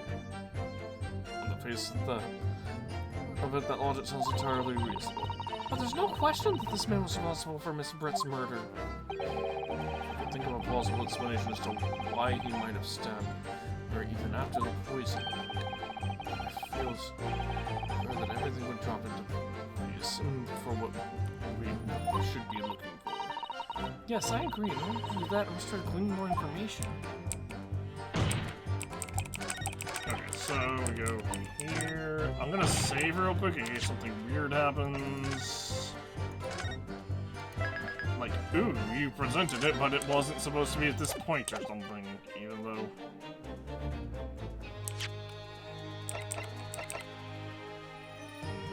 Objection! Well, I can think of one reason. What? What? But before I explain, I thought you could confirm something for the court. Did you glean all the information for this newspaper from what you overheard outside the hut?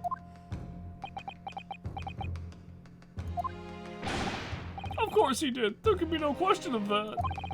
After all, when we were all in the laboratory together, all we were told was that it was a terrible toxin. And there's one more important fact to consider. According to the witness, Mimbami's son's verbal attack against the victim began as soon as she entered the hut. In other words, it would have been impossible for her to have slipped the poison into Miss Brett's drink. Objection! Where are you going with this, counsel?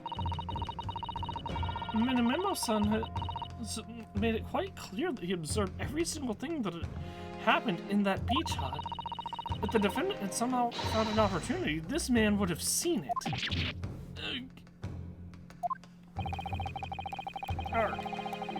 Which means that Miss Brett couldn't have imbibed the poison once the defendant was present. In fact, it must have been administered to her before Mimbami-san entered the hut. Yes, very articulately put. When I walked into the hut, I immediately started to press Miss Brett about the poison. At which point, Minamimo-san overheard some worrying information.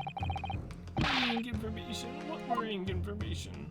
The information which he subsequently included in his newspaper article, namely, that the poison was being developed in strict secrecy and that it couldn't be readily obtained. Absolutely. In fact, it's quite an understatement. The only possible place it could come from is my lab. And furthermore, anyone afflicted by the poison would exhibit telltale signs in death. The extreme constriction of the pupils. Yes, it's quite stark when you see it. There are other poisons that show similar symptoms, but not among new substances that are undetectable. In other words, it would be clear that the victim's life had been ended by the use of this particular poison, which would reduce the number of suspects to only a handful of people. Ah. Everyone in my laboratory is aware of the unique properties of the toxin we've been developing. None of them would be foolish enough to attempt to use it for some nefarious deed. Mimbami-san being no exception. Therefore, we can conclude that whoever administered this unique poison to the victim was a layperson unaware of its telltale properties.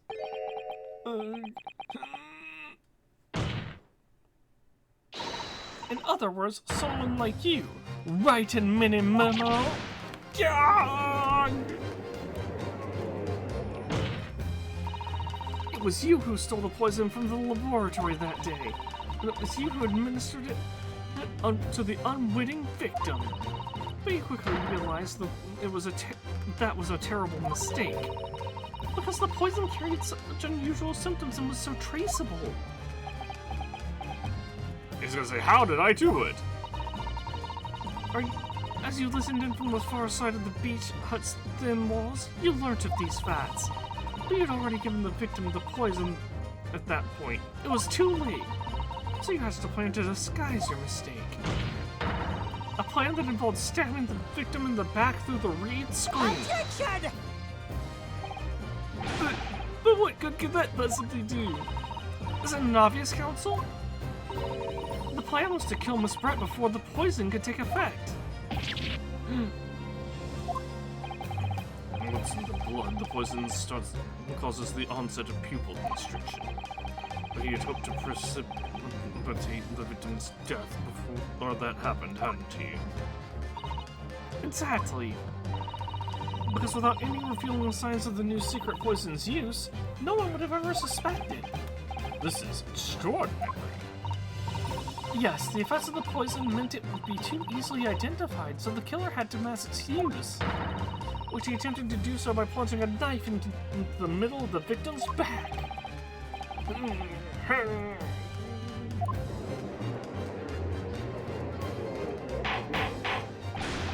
Order! Order! Order!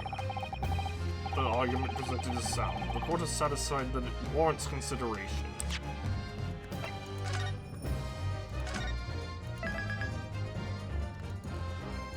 We're gonna finish the case out. Does the prosecution have a counter-argument it wishes to move forward? Well, there are a number of, yes, I counter completely. Objection! The prosecution's evasive response clearly shows that unless the same way as he nurtures the remnants of his top knot, he is clinging to lost hope. Lost hope?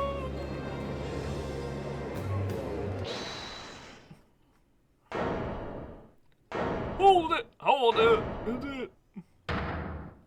Hold it!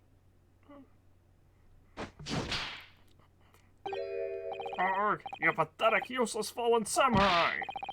Fallen? Who are you calling fallen? My burgeoning worth is on the rise. I don't need a counter-argument. What? What are you talking about?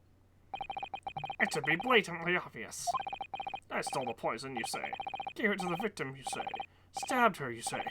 Lots of fine theories. But I don't need a counter-argument because you don't have an argument yourself. Where's your evidence?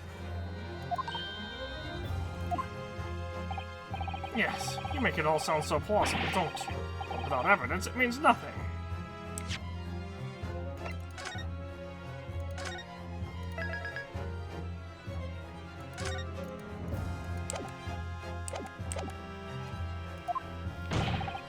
Whereas I base my news on facts.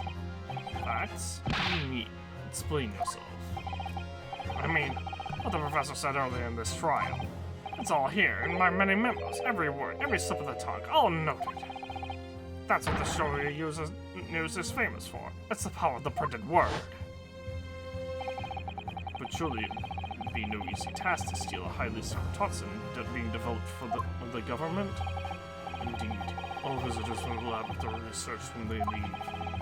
Even if a thief managed to avoid being seen by myself or a colleague, and getting the poison out would be very difficult. You know, unless you had a very convenient device that could be used to store said poison. Such as an almost empty fountain pen.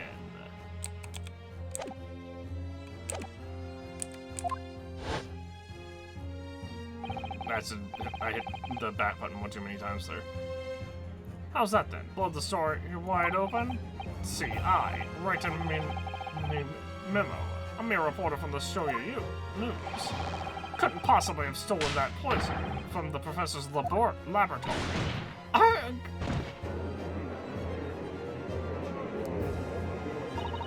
But there can't be any question of it. He must have stolen the poison that day. He stole it and used it to kill. If that's the case... As you've identified, the poison itself is the definitive evidence we need. Because whoever stole it from the laboratory that day is the true culprit here. What's your point, you annoyingly handsome country bumpkin? My point is this. There is one way that you, Memo-san, could have stolen the poison that day. I have heard enough verbal conjecture now, thank you. What the court must be shown is evidence. What proof do you have that this witness stole the poison on the day in question? The pen. Take that! The proof, Your Excellency, is this fountain pen. Ah, a fountain pen? How can that possibly be relevant? These magical pens somehow seem to have enough ink to write many thousands of kanji characters. I believe they arrived in our country for the first time some 15 years ago. Bah! I swear, your bio-weasel air calligraphy Russian, nothing else. These newfangled pins are merely a fad. Well, as a forward-thinking man of words, obviously, I love my fountain pen. suck up a con of sumptuous ink, and one's work is awash with words in the blink of an eye. That's right. Fountain pens have a small reservoir in the barrel, into which ink is sucked up through the nib of the pen in order to write with later. What does all this sucking up ink have? Ugh! And just as it's possible to suck up ink into the reservoir,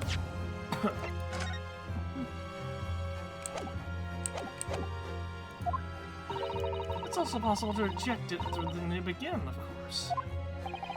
My word, can this really be? Well, Mimo-san?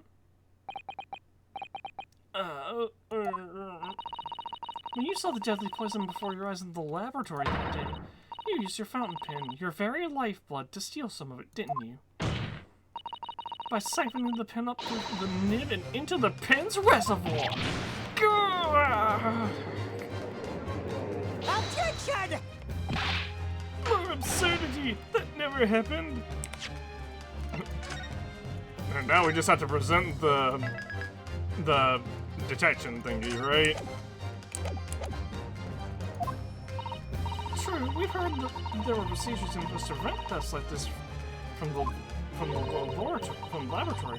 But would anyone have thought to look inside a fountain pen of all places?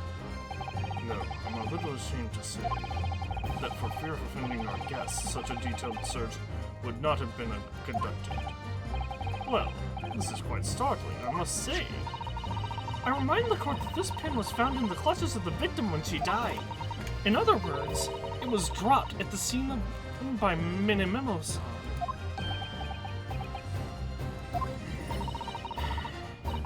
So the crucial question is, when exactly was the pen dropped?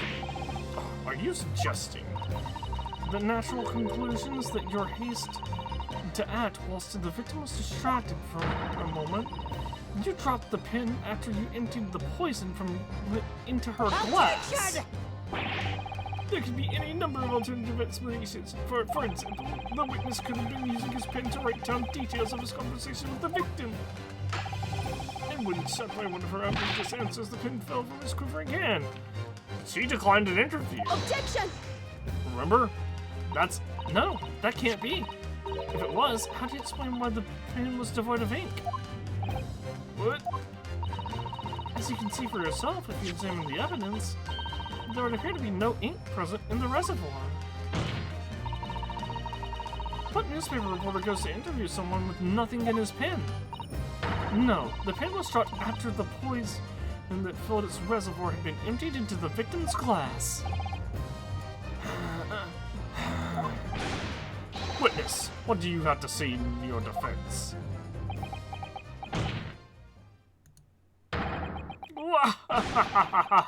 So this is how our modern justice system works, is it? Let me guess. Show me proof that there's poison in there. So what if the ink in my pen runs dry? What if my pencil snaps? I can always claw my way back into the game. I have plenty in reserve. Arrgh!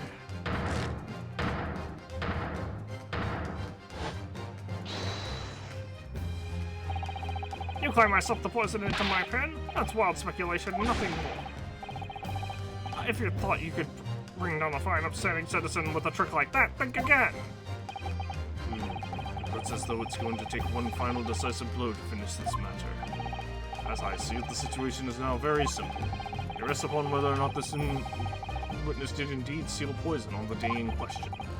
And therefore it all depends on whether or not the defense can prove that he did with evidence.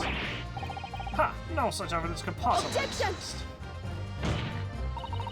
Mimo-san, this is how our modern justice system works.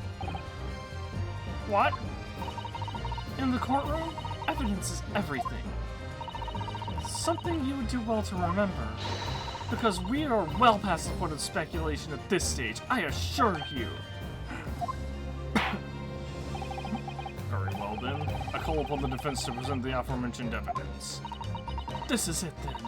This will be the final piece in the puzzle. This was a lot harder than the first one in the game.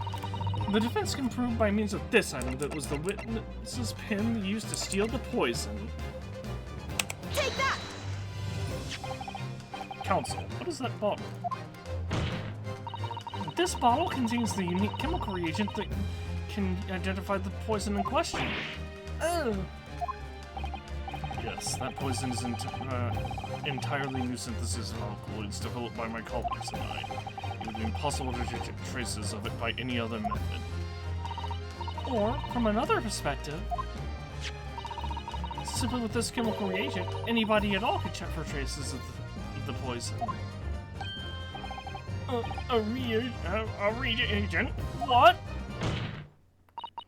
One drop of the contents of this bottle on the tip of your fountain pen, Minimimo-san, is all it will take to solve this case beyond all reasonable doubt. No, you can't. I won't. Your crimes are bad enough, but at least know when to admit defeat. Your Excellency, the defense requests permission to carry out the test on the fountain pen at once.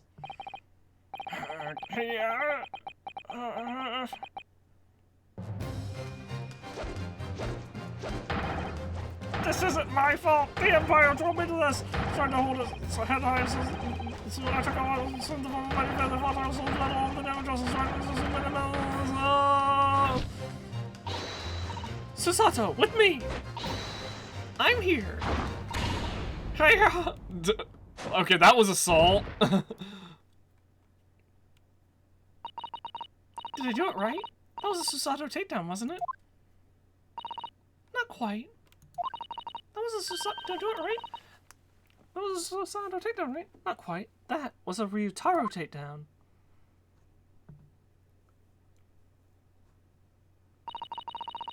The instant the first drop of reagent touched the nib of the fountain pen, it was clear to everyone present.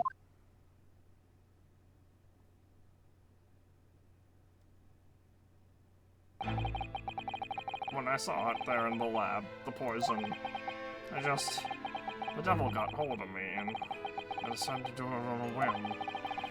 I excused myself and emptied all the ink down the sink in the bathroom, washing the reservoir out completely. And then you waited for an opportunity to suck up some of the poison, didn't you? Into your fountain pen. Yes, that's right. Answer me one thing, Minimimo-san. Why did you steal it? For what purpose? Isn't it obvious? To find out what it was made of and expose it in an article. I mean, it was a secret project after all, too juicy for a journal like me to pass up. Then why did the Englishwoman end up dead? I went into that hunt intending to quiz her on her situation, that's all, as a reporter. A known killer, enjoying the full freedom, evading justice by leaving the country. I told her what I thought about it. And she just laughed in my face. Oh, what's this? A far Eastern caveman purporting to practice journalism. Really, you must learn the difference between reporting and listening at doorways, you ignorant plebeian. What did you call me? This country, with its pretensions to a justice system, to a free pass, it's really very depressing.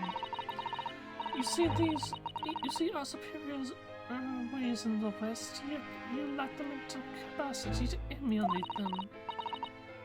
Get out of here, you oaf! Get out and crawl back into the cave you came from! So he was mad because she was racist. That's what I remembered about the deadly poison I happened to have in my pen at the time. What a terrible tale. In my head, I knew I should just get out of there as quickly as possible, but I couldn't.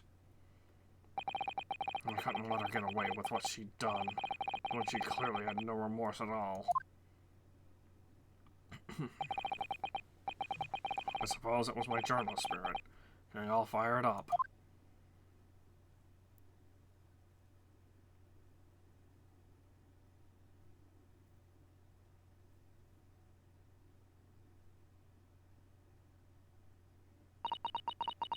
like to ask you something. Yes? You often talk about justice. But truly, as a journalist, you could have used other means to deliver the justice you sought. There's no justice in the press. Sorry? After that trial 9 months ago, I kept digging and digging to find out what had happened in that courtroom. And finally, I discovered that the truth. It was a cover-up. That's what it was. A cover-up? What do you mean? I'll remind you of your position, witness. Be careful of what you say. Oh, come on! Doesn't it strike you as strange? We're certainly not allowed to convict a foreign national. Although jurisdiction should never have come into it. And yet that popped off English woman was going to sail away into the sunset, a free woman. The only plausible explanation is that behind the scenes, some deal had gone down between Britain and Japan. What sort of deal? I'd done my research, dug up all the dirt. It was all ready to be published. But you know what happened? The editor just tore up the article. He came under pressure from the government, you mean? What government is going to let criminals walk free if they're going to crush the free press? Then what choice do I have but to say that justice is done myself? Let's not forget Memo-san. That you committed murder yourself and you tried to lay the blame on at the defendant's door. I'm sorry, but you're no better than Giselle Brett. What? The truth is, you have no right to talk about justice at all. I suppose. I suppose. It would appear that we have reached a conclusion of this trial at last. Counsel for the defense, Ryotaro Naruto. Oh! Ah, yes. Sorry, Your Excellency. Just musing in a manly way here. It's almost unbelievable. This is your first experience at the Supreme Court. It was an excellent performance. In truth, it very much reminded me of your cousin's experience. Oh, Naruto-san, Ryonosuke. Hey, you mean?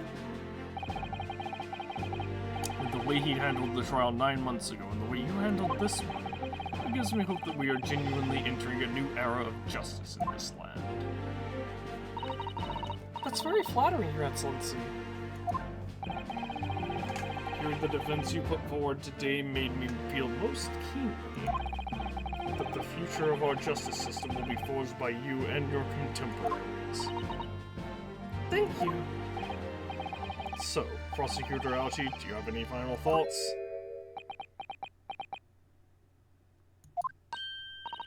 Prosecutor Aochi?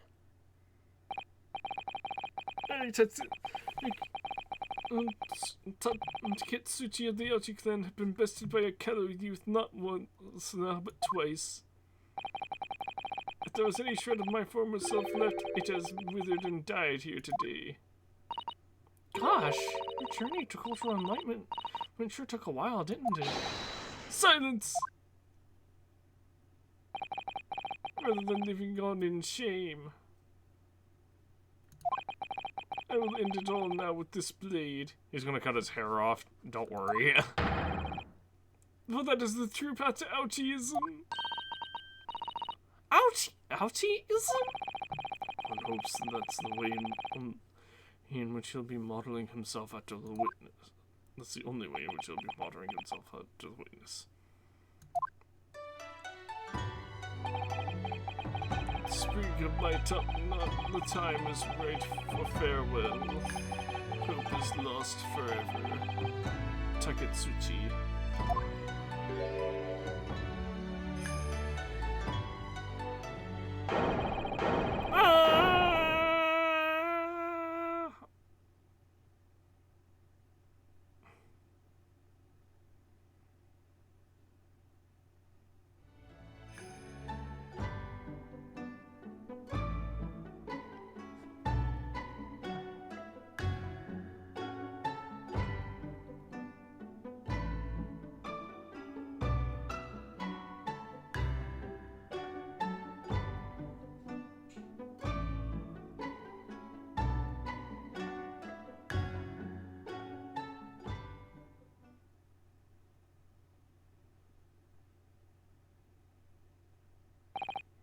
Now, in regard to the defendant, Raymond Bumpy-san, Yes, Your Excellency? I've reached my final verdict. I hereby find you not guilty.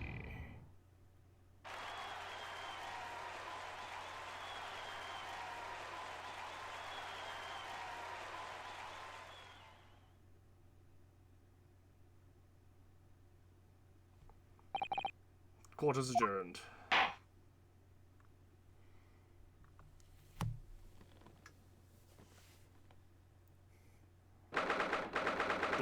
August 2:38 p.m. Supreme Court of Judicature. Defendant's Lobby and Chamber 3. I keep wanting to say Justice for some reason. Supreme Court of Justice for some reason. But Judicature makes, much more sense. It's over. My heart is still pounding in my chest, though. That's all I can do to just stay standing. Lawyers have such a great responsibility, such a great burden to bear. Don't we, Naruhodo-san?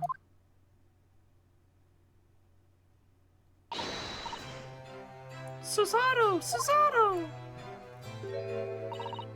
Thank you so much! You were so dashing in there! Ray and Father! Honestly, I'm so touched by everything you've... Oh no, I think I'm going to cry! It wasn't easy, but together we made it. I was on the verge of tears at the end, too. The only reason I'm still here is because of you. Oh no, I can't take all the credit. It took courage to tell the truth of my... You did wonderfully, Ray. So I would have to say that the congratulations belong to you now. Susato, don't be so standoffish. Sorry? We're friends, equals, and the trial's over. So no more of this form of super humility nonsense. It's time to celebrate with swagger. Come on, to throw caution to the wind. Caution to the what? I'm the great defense lawyer, Ryotaro Naruhodo, and I'm taking you out to Milk Bar tomorrow. Or something. Right. Or something. Right, I see. I'll think about it, Ray. At any rate, we really let the wind out of that horrid man. It felt so great. So good. Yes, it was satisfying. It really was. Is there anybody else we could throw together? Isn't there anyone else we could throw together? I hope you're not looking at me. Oh my goodness, no, of course not, of course not! Ah, there it is at last, Ray's lovely smile. You fought for your friend to the very last. As your father, I'm extremely proud of you, defense attorney Ryotaro Naruhodo. Thank you. But I couldn't have done it without your help. Anyway, it's time to bid farewell to Ryotaro, I think. I shall miss him in a way, but it's better Susato Mikotoba for now. So I'll never see him again then. What a terrible shame. What? Whoa, what is happening? Ah, Saseki-san and Inspector Hosanaka. I do hope you've been keeping well.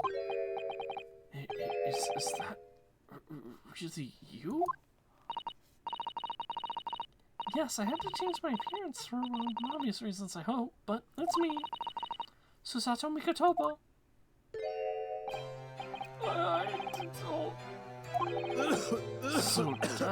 So divine. I really wish we could get a picture of her right now. No! Doubly dashing, yes, and devilishly divine. Just look at you. I had no idea, Mr. Sato-san Esquires, that you were local student Naruhodo's Esquire's cousin. Astonishing his attorney. Hey, they said the name of the franchise. Why was I all that for right now? Bad stuff, that's for sure. Poor Saseki-san, so confused. I still remember the first time I ever met him. He was in a prison cell in London. One extraordinary conundrum was that the unwitting student from Japan felt himself embroiled in. Tell me about it. But after Naramoto-san's civil defense at the Old Bailey, Saseki-san was free to return to Japan. Yeah, there's Mr. Girodeb. And actually, yeah, this is all the jurors. That's actually surprising that they had all the other jurors, or that they, you know, included all the jurors, like, correctly and in the right positions. Aside from obviously Mrs. Girodeb, because she was, you know, unconscious at the time. That may have been a screenshot from the other game with a filter thrown over it. And Or from the first game. And now he seems to have earned himself a great fame as an author. I'm stunned.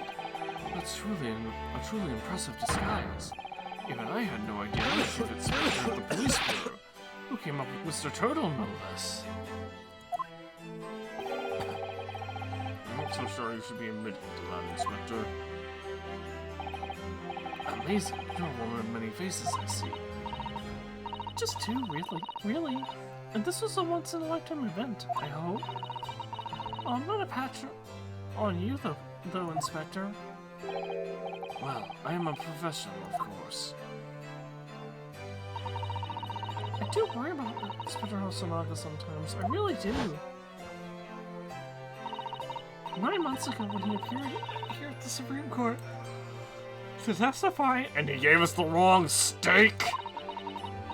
he was undercover, disguised as the head waiter of a restaurant. I'm never gonna fucking let that go. And then on the steamship to Great Britain, of course, disguised as a sailor to keep us safe on the journey. Well, it was more to keep Kazuma safe, but then, you know, Kazuma got murdered basically immediately. But that didn't help you, did it? Kazuma-sama. From my perspective, I have to admit I have mixed feelings about all of this. I mean, now that the truth has been lost forever. What do you mean?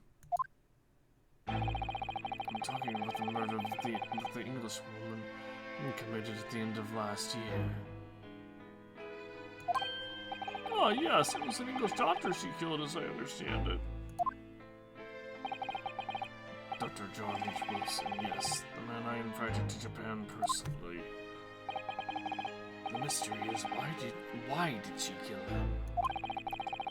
Now that the culprit herself is dead, we'll probably never know the answer.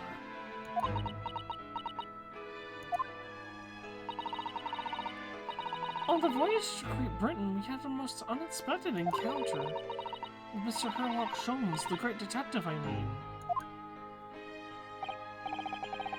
Yes, I remember Mr. Sholmes well, of course. Ah, my arch nemesis.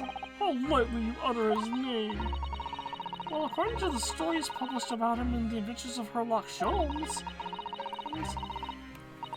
well, the detective once had a partner who helped him solve crimes. A best friend.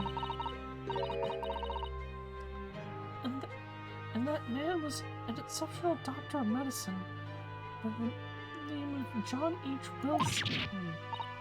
What? Dr. Wilson? I just can't believe that it's a coincidence. I think that the English doctor of medicine killed here in Japan 9 months ago must have been the friend and partner of Mr. Sholmes.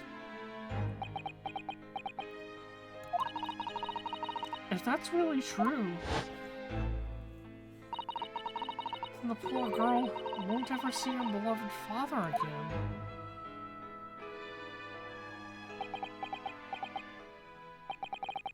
As you know, I traveled to Great Britain once myself to study. It was around the time you were born. Yes, grandmother told me all about it. Upon returning to Japan, I took up my professorship at the Imperial Yume University, but I also serve another role as an advisor to the government on diplomatic affairs. Yes, I was aware of that as well.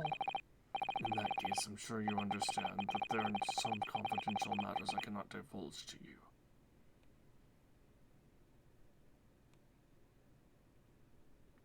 What? That gives a... That's a very bad implication, dude. What? Could you just tell me one thing? Why did you summon me back to Japan? Oh, was he not actually sick? He was summoned... the initial premise for her return to Japan was that he was sick. It's been 2 months now since I returned. When I left England, it was only because of an urgent telegram that had arrived from Japan. It said you had collapsed with a high fever and you were growing weaker by the day. What? Where did that news come from? That's what I'd like to know, because throughout that long sea voyage, I found you in fine health, Father. Yeah, you have to also consider that's a 50-day voyage, Susato. Remember? Was there something in Great Britain that you perceived might inconvenience me in some way? Or harm me? That's really the only explanation I can think of.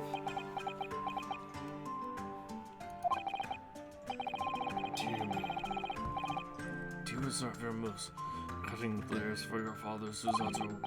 I'm sorry, my dear, I simply can't. Let me go! Oh, let me go! Minamimo-san! So, the one throw wasn't enough for you. I've got one last thing to say before they take me away. Professor! Me? I know the truth. I know you had a hand in what went on. In that visiting student's fate. Wait, the fate of the victim? Of, Giselle Brett? Tried pulling up the court record. It's not available. Visiting student? Giselle Brett, you mean? No, not her. The student of law who left for Great Britain 8 months ago. Kasumi? Kasuma? What? Student of law? He must mean Kasuma-sama. What are you talking about? What does any of this have to do with Kasuma-sama? Nobody here in Japan knows anything about it. They don't know the guy never made it to England, that he died on the steamship, and that he'll never... Arrgh! Well, I didn't expect to find him in here. What are you officers playing at? Terribly sorry, Your Excellency.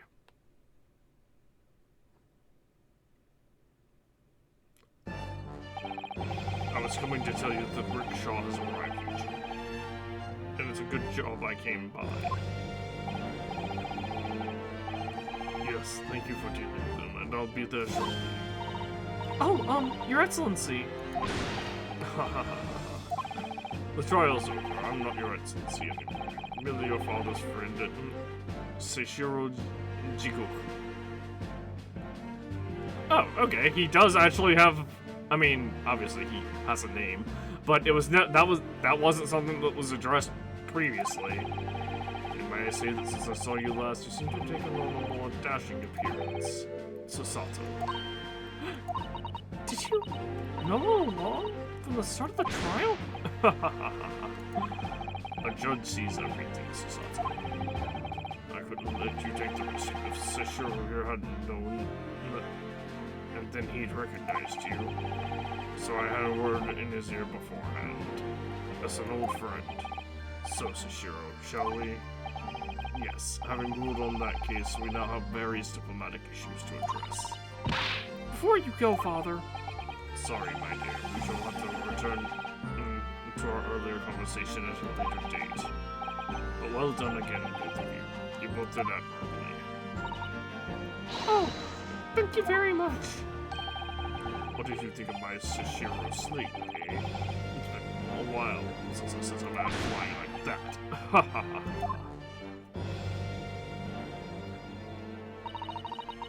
Whatever could Father be hiding from me? About Giselle Brett, about Dr. Wilson, and now it seems, according to the reporter, about Kazuma-sama. Those were in the telegraph of the last game, right? The encoded one? I'm going to have to bring this up with Father sometime. And when nobody else is around. Judicial Assistant Miko Thomas on a Squirrus, can I have a word? Oh, yes, of course, Soseki-san. What is it? Sorry, it's almost 5 a.m. This has gone on for, like, another 2 hours, and I really didn't think it would. I think perhaps it can be fate that we're meeting again like this now. You see, there's something I need to tell you. Oh? I believe that maybe related to the reason why your father summoned you back from England. This I have to hear. Please, Soseki-san, tell me at once. I will! As you know, my time in England was terrible. First, I had no doubt. Sorry, like I said, 5 a.m. Such awful things I was embroiled in. Thank goodness local student Naruhodo on Esquires dipped in. After he secured my freedom, I couldn't wait to get on a ship back here to my homeland. Having arrived in Japan, I submitted a report about my experiences to the Ministry of Foreign Affairs. This thing I knew I had a visitor. It was your father, Professor Mikotomo. He wanted to ask me all sorts of things about my report. My father? He seemed to be especially taken with a particular part of the report. Anyway, he left eventually, having thoroughly quizzed me. It was the very next day that he sent the telegram to you asking you to return to Japan. What was it then? The particular part of my father was interested in? Don't tell me you don't remember. I don't really know exactly. But do you remember them? Do you remember the two terrible cases I was caught up in? There was only one terrible case, right? Of course, I can never forget. No, he was only caught up in the Garrideb case. The last one was with Gina Lestrade. And the one before the Garrideb case was, Magnus McGilded. And then we had the ship on the way to there where Kasuma was killed, and and it was basically just a big introduction into how the deduction thing mechanic worked. And then before that we had the very beginning was the trial with Wilson where Rinos Huke was the defendant. Your father seemed to concern himself mainly with the second case. The second one? You mean the one Mr. Shields forbade any of us talk about in public?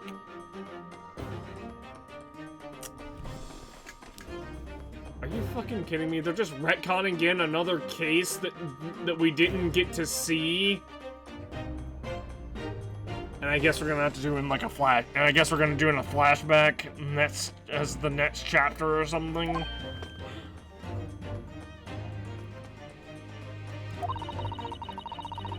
Which is why the only case involving you that any member of the public is aware of is the first. Well, I don't care. You have to listen to what the dastardly... I don't have to listen to what that dastardly detective says. Anyway, the point is, it seems that case somehow holds the key to all these curious unanswered questions. That horrific, hideous, heinous case. The case of the haunted lodgings.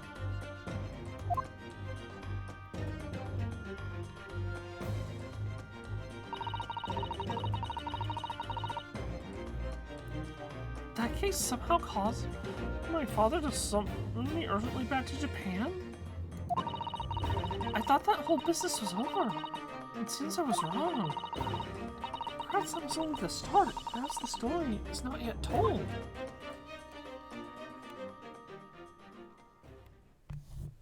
Haunted lodgings. What is So, this? the mystery of that English woman's death is solved, thank goodness. And having stood in the Supreme Court now, I think I can comprehend a little better. how you must be feeling as you fight for people's freedom in a foreign land, Naruhodo-san.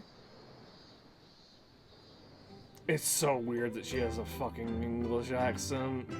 But actually, I'm writing to you today because of another matter. I met Soseki-san and we talked about that second case he was involved in. Father has said nothing to me, but I feel certain of it. That case holds the key to some great unsolved mystery. I'm still gonna call him Soseki-san, My not notes on the Sasuke-san, case should still be in the office, holy crap, tucked that away is at the back a of the tongue shelves on the twister. left. Perhaps you might like to look over them again. Today, for the first time this year, it feels as though summer has arrived. The sky is a brilliant blue. It makes me long to see you again. Yours, Susato.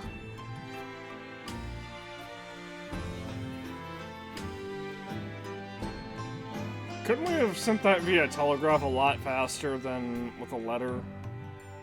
With a letter that's gonna definitely pass through a whole bunch of different ports.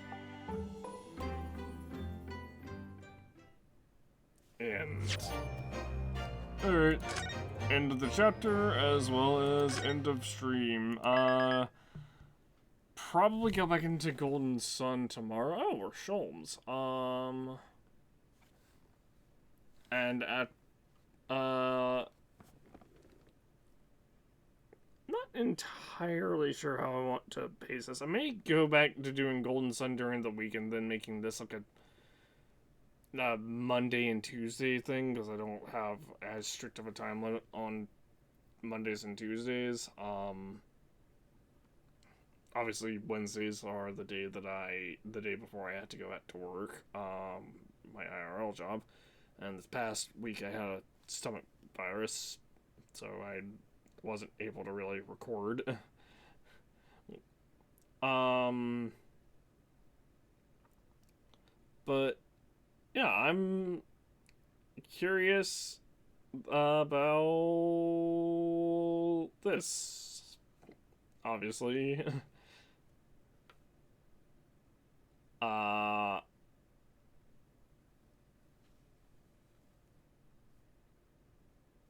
I do hope we see more of Susato in court, like as the attorney, like in Japan.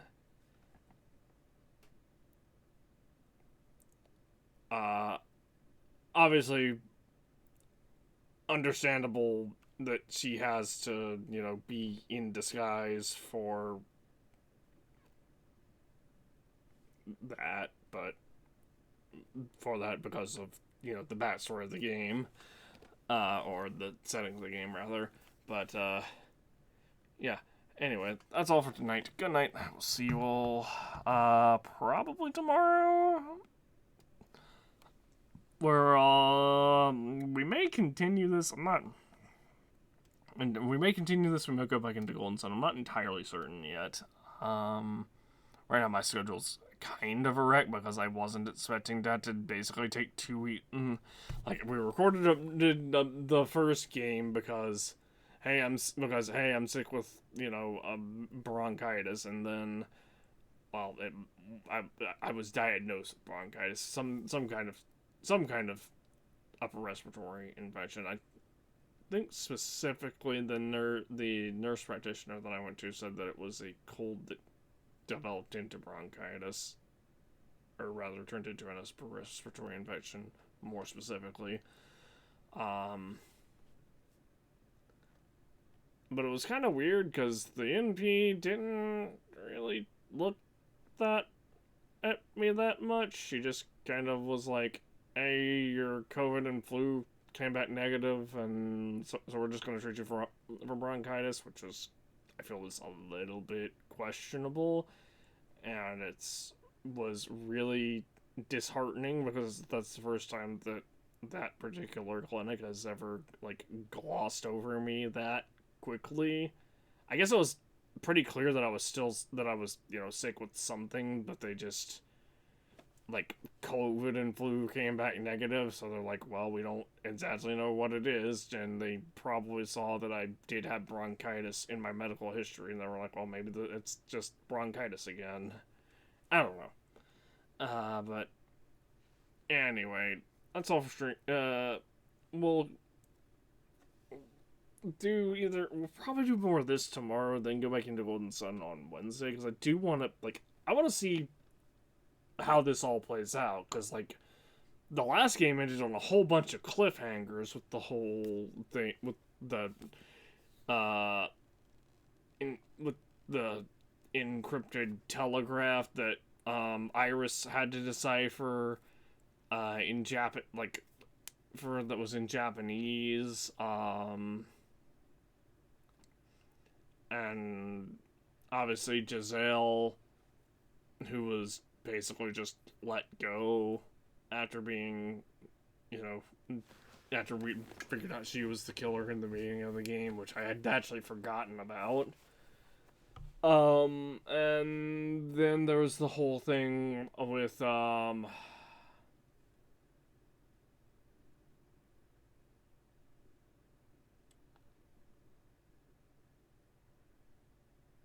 I have forgotten the prosecutor's name.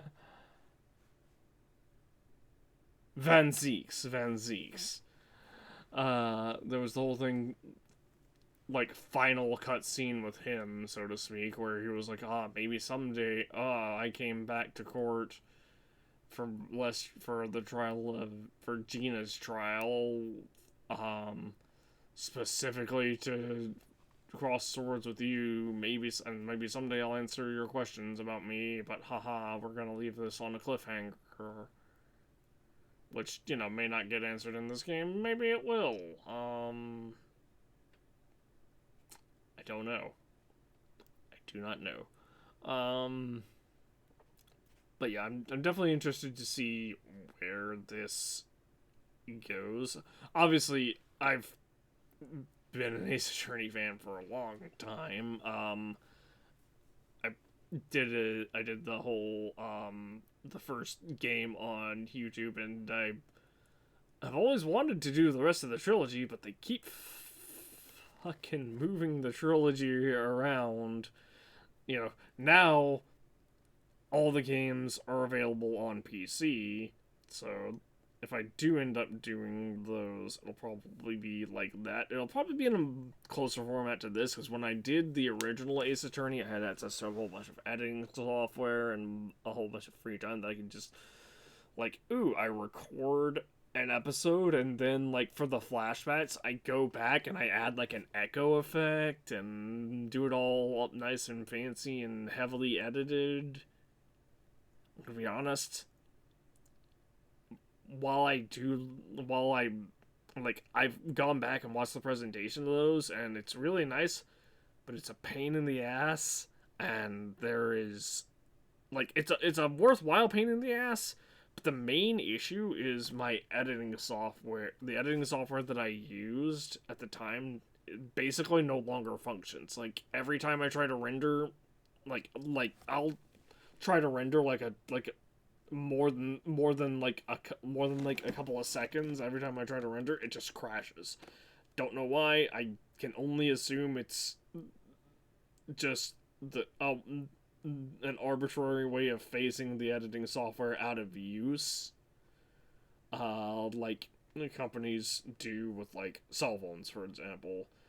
So what that means is, if you don't know this, or for the people that don't know this, every time a new cell phone generation releases, other cell phones also get updates. Sometimes those updates slow older models down to entice, in terms of, like, software and stuff, to entice users to upgrade to the latest model.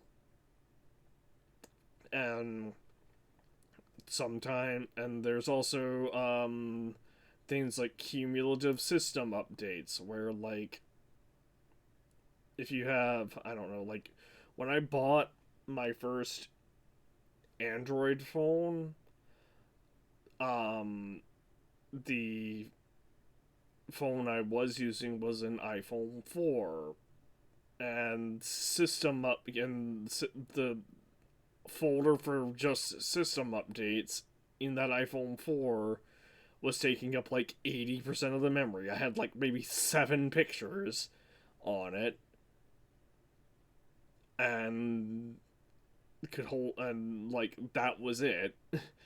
Couldn't put more on there because like the vast majority of the very limited memory was eaten up by cumulative system updates.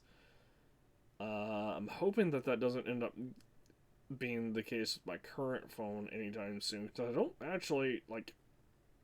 don't really like how Android is kind of trying to go the way of AI.